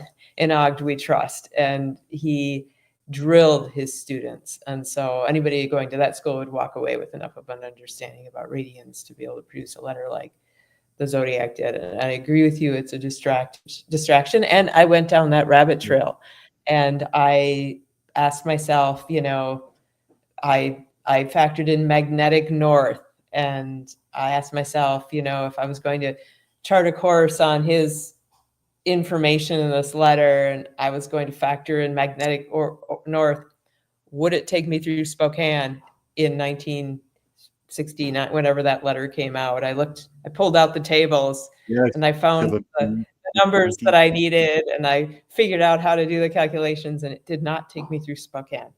So it is a distraction, but I ran down the trail.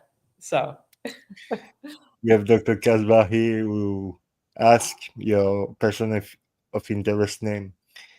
Is Kevin Coe. Kevin Coe? But I call him Fred Coe. That's his birth name. And I was speaking with someone who was instrumental in doing the research on the book that's out on him. And he said to me, and I agreed with him coming into the conversation because I have a hard time calling him Kevin Coe. He says, you can't just go out and do all those things and then just change your name. And then he said, he's Fred effing Coe. Only he didn't abbreviate the middle name. He spit it out with a lot of anger. And I'm with him 100%. He's Fred Coe. He is not Kevin Coe. He changed his name after he became incarcerated. There's some misinformation out there that he changed his name before his incarceration, that he changed it before his arrest. It's not true. I have the court documents. He did it after incarceration. He had to fill out a form that stated he wasn't doing it to avoid bad debts, et cetera, et cetera. But I think he did it because he wanted to disassociate himself with his name, because there was every reason to believe, and there were lots of murmurings of it, that he was involved in criminal activity elsewhere in the 70s, and no doubt in the late 60s as well. So he was trying to separate himself from his name. And he came up with a lame excuse for changing it, that he liked names that started with K. He liked the name Kevin, so he changed his name to Kevin. So I don't buy it. So anyway, that's his name. I call him Fred Coe. His middle name was Harlan, Frederick Harlan Coe. And he was a professor, right? No.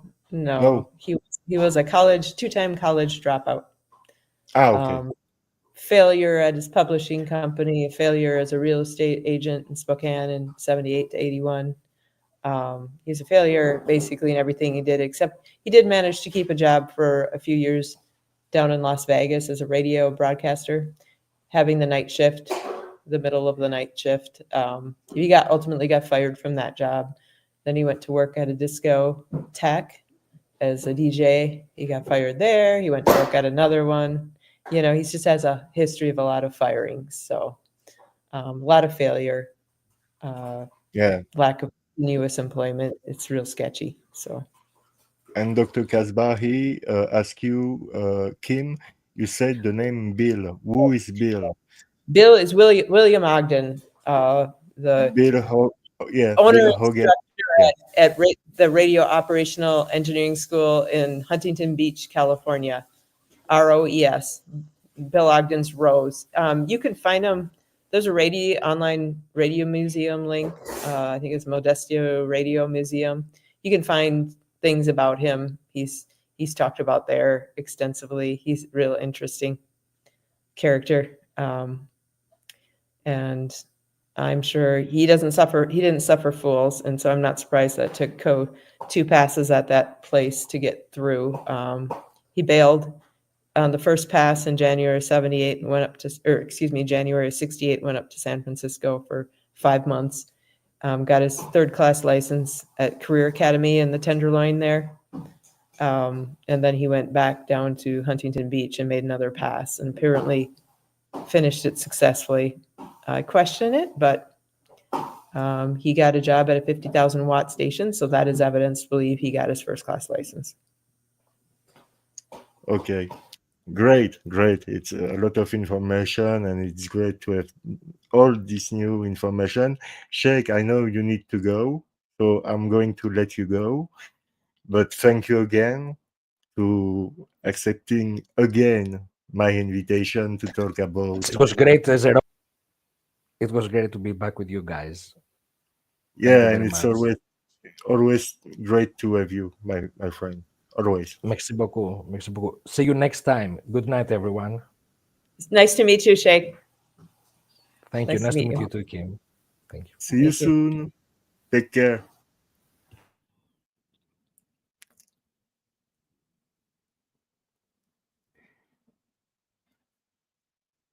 So we are going to continue with Kim and Abdel. But first, I would like to remind you, Guy, that something happened with StreamYard and all the membership were deleted. So you will be refunded.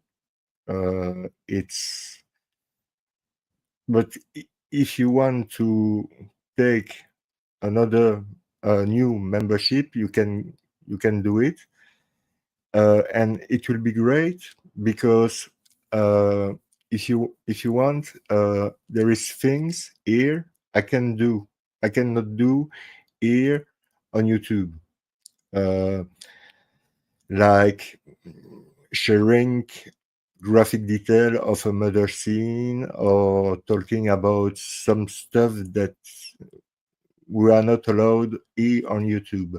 But I can do that in private video. And if I had, let's say, 10 member, for example, I can start to do private video for you in more detail with stuff I cannot share here on YouTube. But if you don't want, it's okay. If you don't want to have a, a private video with more gruesome details, there is no problem. But So can I interrupt? So is it a function of YouTube that they limit the nature of content? yeah, Okay. there is stuff we cannot say. There is no stuff we cannot share. There is picture we cannot show. Or if you do it, you receive a strike, and after 3 strike, your channel is down. So it's Interesting. dangerous. And like I would like to do other video with, like, for example, John Bennett Ramsey. I have all the picture of this poor little girl, but I cannot do that here. I cannot share this picture here, but I can do that with people who take a membership, and I do a video and share with them the picture and talking about the case, sharing the pictures, and it's only for the member, you see, not for the general public. And like that, YouTube can do anything against that. Okay, But it's only if you want. I don't ask you to take a membership. It's only if you want that I'm done more video, more explicit, let's say, more explicit with more details, not good details, not great, no, not beautiful details, but more details. Well, there is content associated with the individual I research that is pretty X-rated, but there's so much to discuss about him that is in the safe zone. You know, that is. I mean, this other stuff is very relevant, but there's so much other stuff that is relevant that probably won't get us kicked off YouTube or StreamYard. So I would start there with him, I think, and keep it as clean as we can for as long as we can. And then, you know, we can make that more of the latent stuff. You know, if we continue our discussions, should be great. To telling you a second cat. Yeah, because I have 5 cats, so there is my second cat here, and one on my leg, and another cat here close my other guitar. Oh my god, there is cat everywhere here. Sorry for that. Yeah, yeah. I'm really excited to do the show with you, Kim, because it looks like for my other guests that you have a really really interesting person of interest to talking about, and a lot of research you have made. So I'm really excited to do this show with you soon, Okay. as soon as possible, when you are available, in fact. Yeah. And I will think about, like I said, some topics so we can stay focused. It'd be yeah, very easy to run all over the map with this guy because there's so much to talk about. yeah, But I find it's best to really develop things thoroughly so that people can see yeah. the connections themselves, and to be able to present a lot of evidence with it. So I will send you some ideas in the next week or two and then you tell me what Yeah, you think, and yeah, then yeah. I will Take your develop time. a presentation. Yeah, yeah. Take your Okay. time. Prepare yourself. Prepare everything you need. And when you are ready, let me know, and we schedule a day to do that. And Okay. it will be great. It will be great. And it really, I was really happy and glad to meet you for the first time and talk to you for the first time. You are really lovely. Thank you. You too. I really appreciate the invite today, and you enjoy the rest of your weekend. Thank you. You too. You too. Bye. So thank you very much, Kim. And so the show for today is over. Uh, Tomorrow I'm going to do. I'm not an expert, and I don't consider myself as an expert, but I'm going to do uh, a deep analysis of Richard Allen, of the first police interrogation, and maybe the second if it doesn't take too long. But me, about this case, the Delphi murder, I know only the basics. I don't have seen the trial on court TV. I don't know so much. I'm a fresh eyes for that. So I will start from the beginning. From the beginning, and the beginning is the first interview that Richard Allen has done with the police. So tomorrow, 12 p.m. my time. I don't know which time is it for you, but tomorrow, 12 p.m. my time, I'm going to do that. If you are interested in this case, we will try to see if this guy is lying during his first interview or if he's sincere. I don't know. I don't watch the video. I have uploaded the video on the channel, but I don't have watched it. I want to watch it in the same times as you. Like this, we can chat and say, "Oh, look, Jerome, there is something I've seen. Oh, there is something that I've heard that he say that contradict himself, or not. It depends. I don't know because I have not seen the police interview. So we will see you tomorrow. Uh, I I try to I try to find a solution to release my album with my music, but I would like to do uh, song one by one in video, but I don't know how to do that. So I'm going to ask somebody to help me to do it. But like for me, it's my music. I I have I have write everything: the lyrics, the music, the rhythm. The For me, this music, this album need to be listen in one time because it's one story. It's one story. You can listen each song separately, but it's better if you start from the beginning and you go to the end, because it starts from a point and it goes to the end of the story, and it's a sad story. It's about my past life, who were not really fun, let's say that. So thank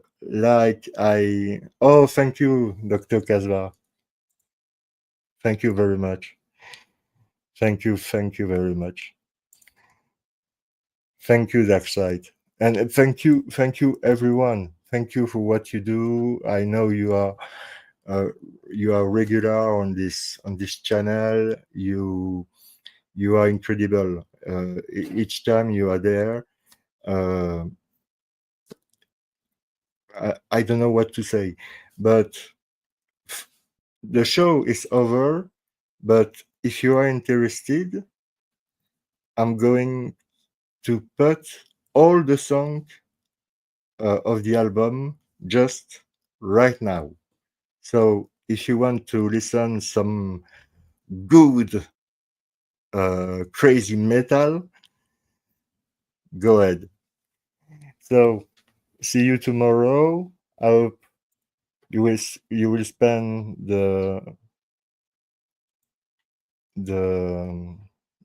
end of the weekend. You will have a good end of the weekend, and there we go. See you tomorrow. And for now, you are listening Jerome's band Mudguts from the album Dog Frog Circus. And here we go. Bye.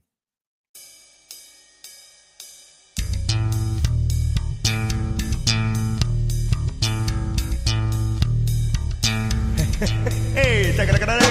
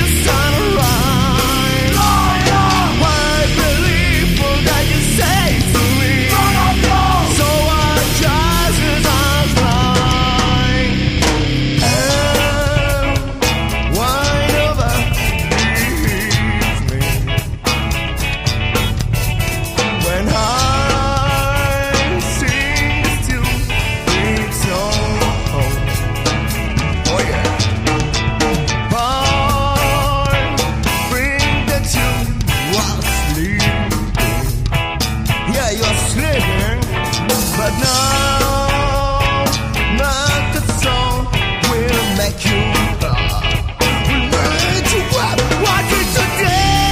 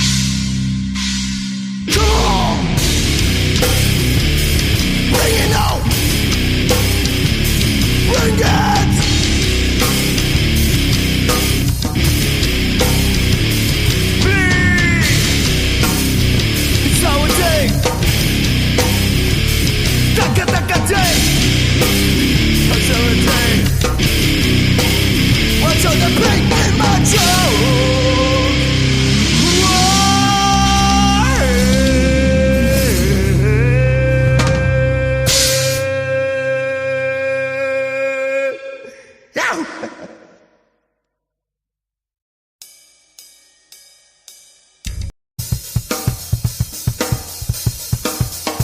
off. We are back in the war with matches. Back, back, back. When the shut the fuck up, we are back. Some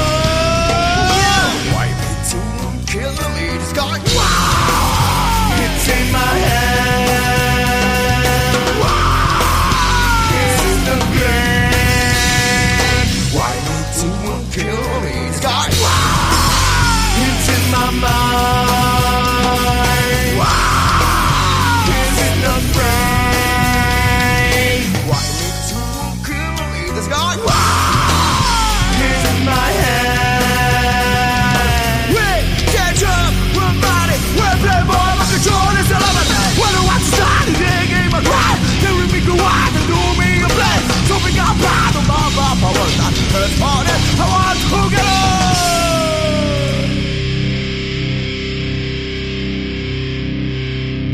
I'll go and rob a bank and kill any people who cry. Why believe that you never think and why don't believe the street? Why don't brain lost straight? I don't believe that you never think. Why don't believe that you never think? Why don't believe that you never think? Why don't believe that you never think? Why don't believe that you never think? Where's the sky and my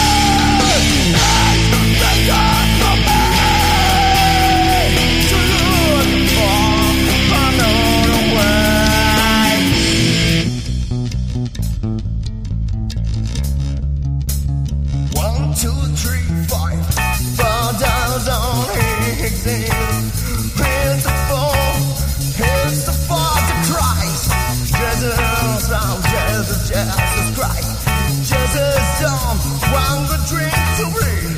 He free to fight for the Texas. Jesus, Jesus Christ. Well, Jesus, we're just try. With Jesus, we're chasing track.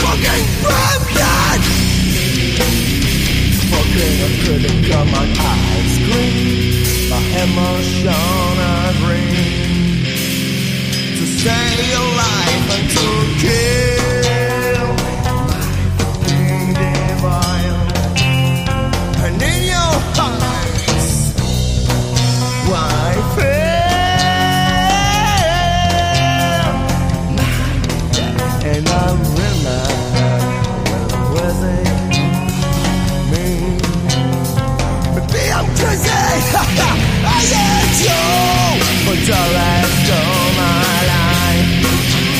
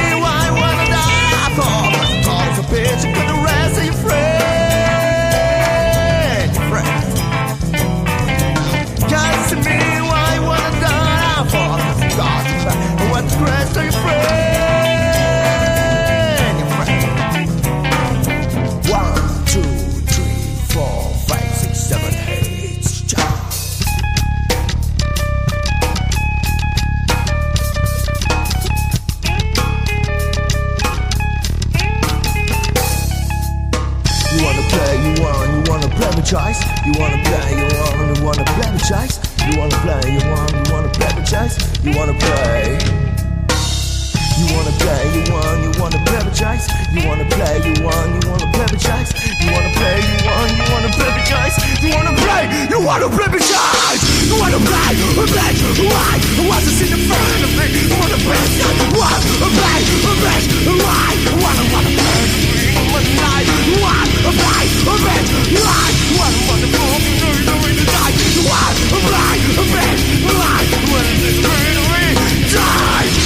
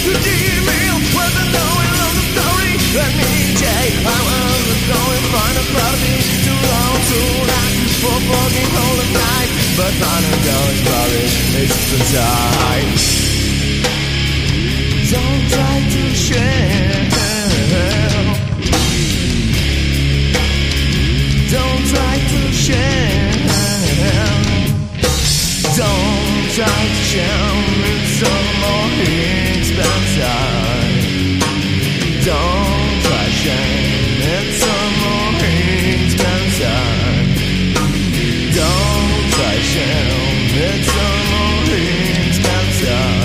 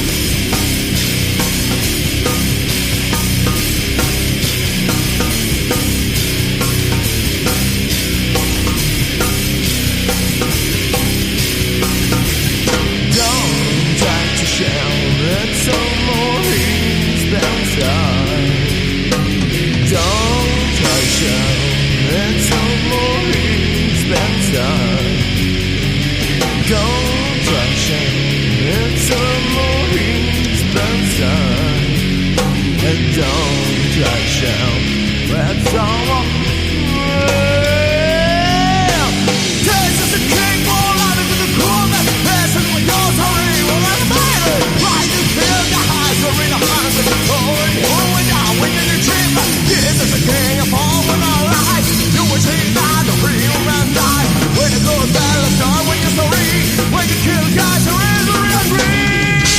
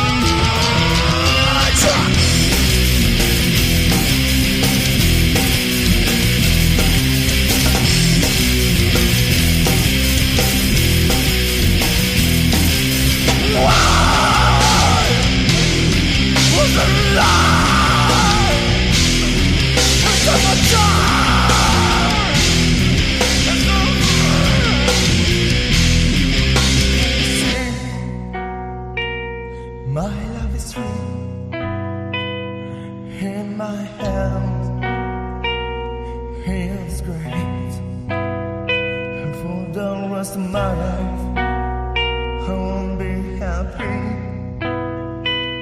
in your lies. Baby, finish talking for the rest. Why don't you answer about the truth? I love you. Finish talking for the rest.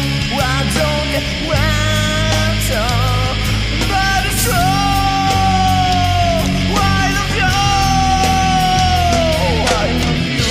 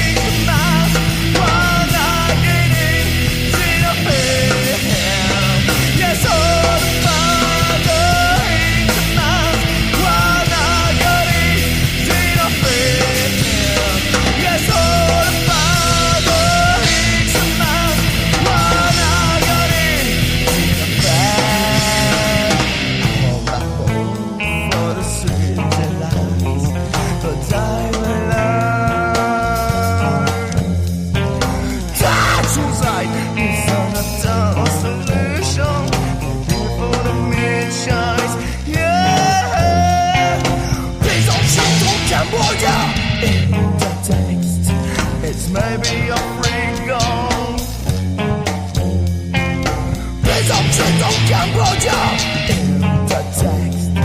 It's maybe a freedom. Yeah,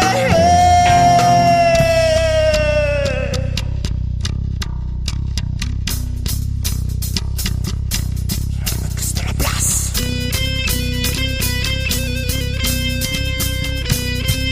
Ils vont tout fracasse. Just love a woman is one hard walking. That's why I bring the love don't breathe. Say that nobody's gonna hurt me down. No, nobody's gonna let me down. No, nobody's gonna let me down. No, nobody's gonna let me down. So no, nobody's gonna let me down. No, nobody's gonna let me down.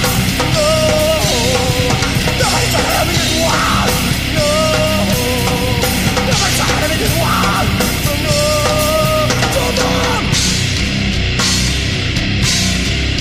Be bad. You've done bad.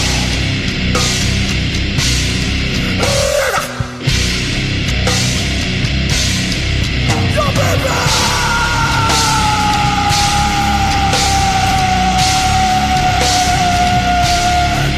You'll be bad.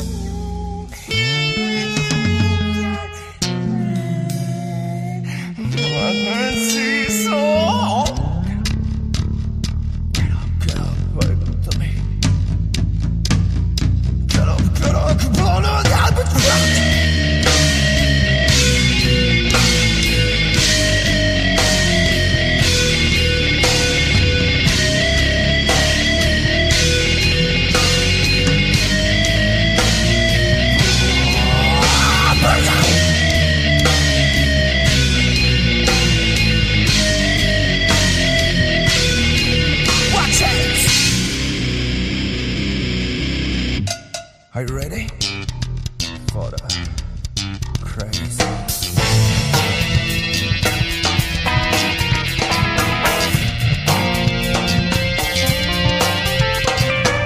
Say, Johnny, why you ain't really mine?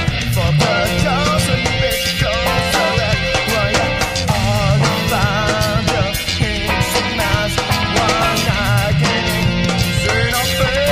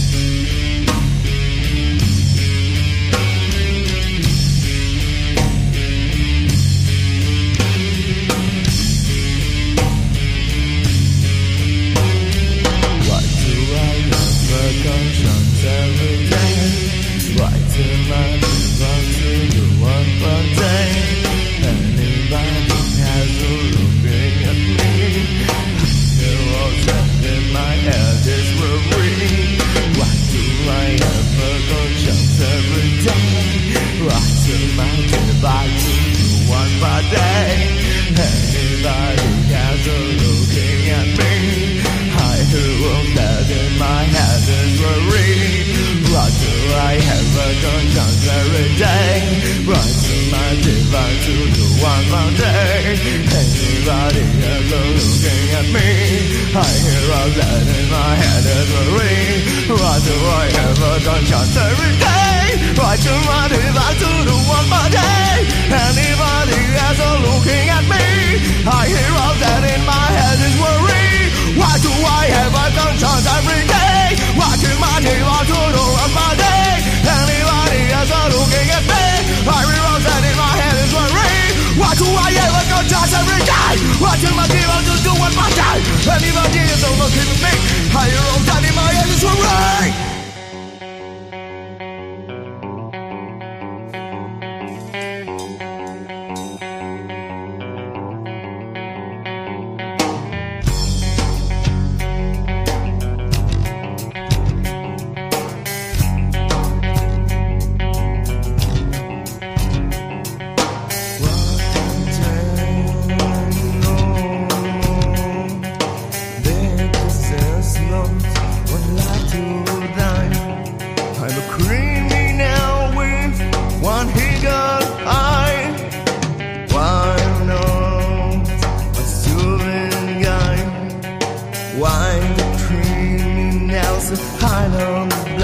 Went dead to pop, pop, pop. In a line was saying, so call me before you kill this guy. I want to see your fucking face will fly. Your fucking face will fly. Your fucking face will fly. Your fucking face.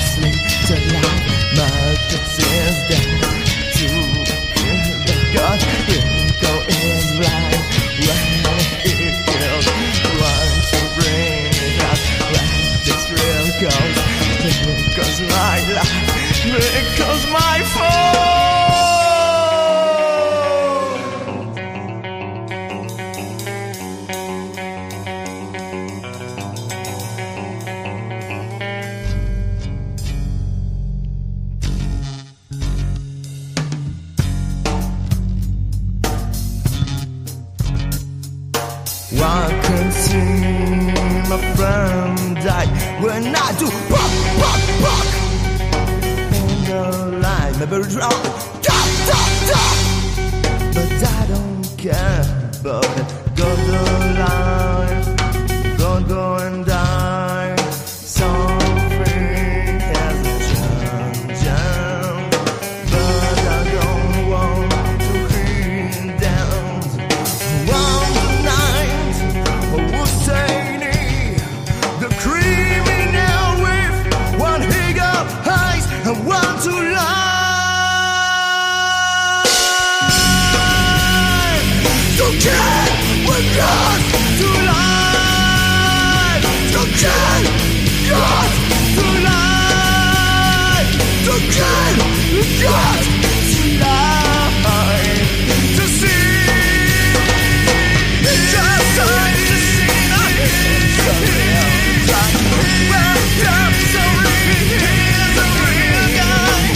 No doubt, so bad to see. Fuck up.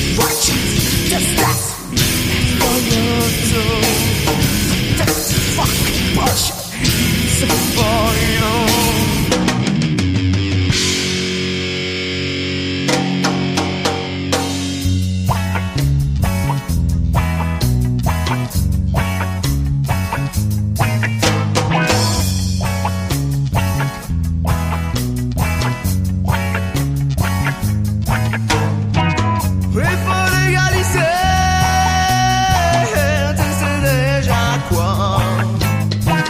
La bière, la bon marché, le sexe et la ganja. Mais que c'est là pour ça légalisez-moi. Fini la bière qui est trop chère, parce que la Belgique n'est pas fière. La nation qui boit du cola, les gens qui sont sous coca. Censurer la censure, mais que c'est loin.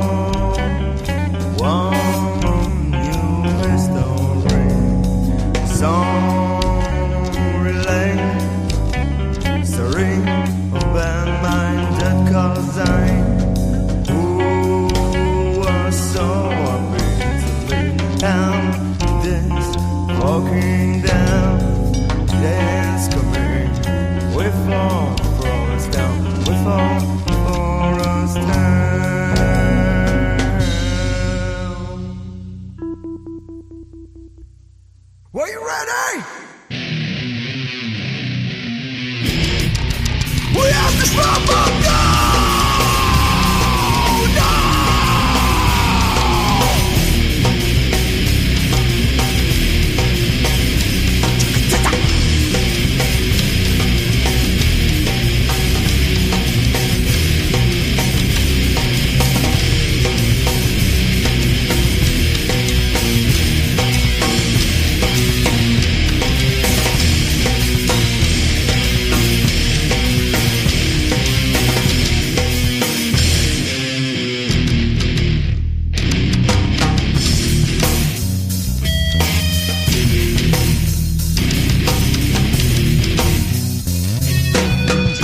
Just want to tell you that I miss you truly.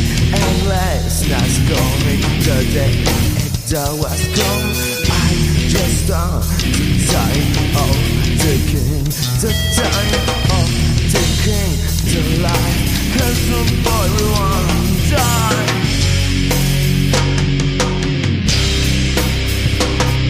Yes, God means thank you for God.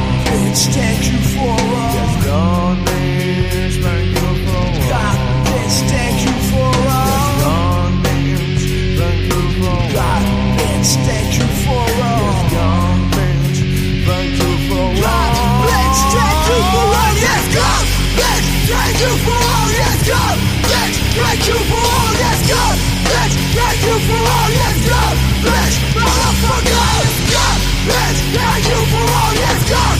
Bitch, thank you for all, yes God. Bitch, thank you for all, yes God. Bitch, motherfucker.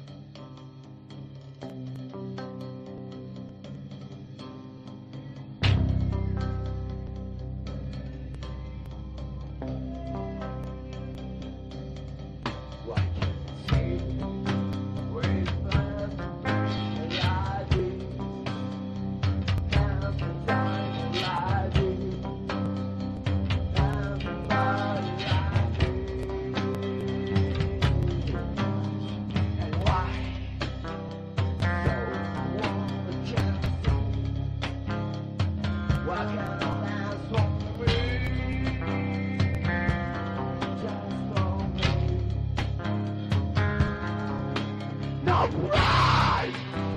I can't see your pride. I can't see your eyes. I can't see your face. Everywhere from the law.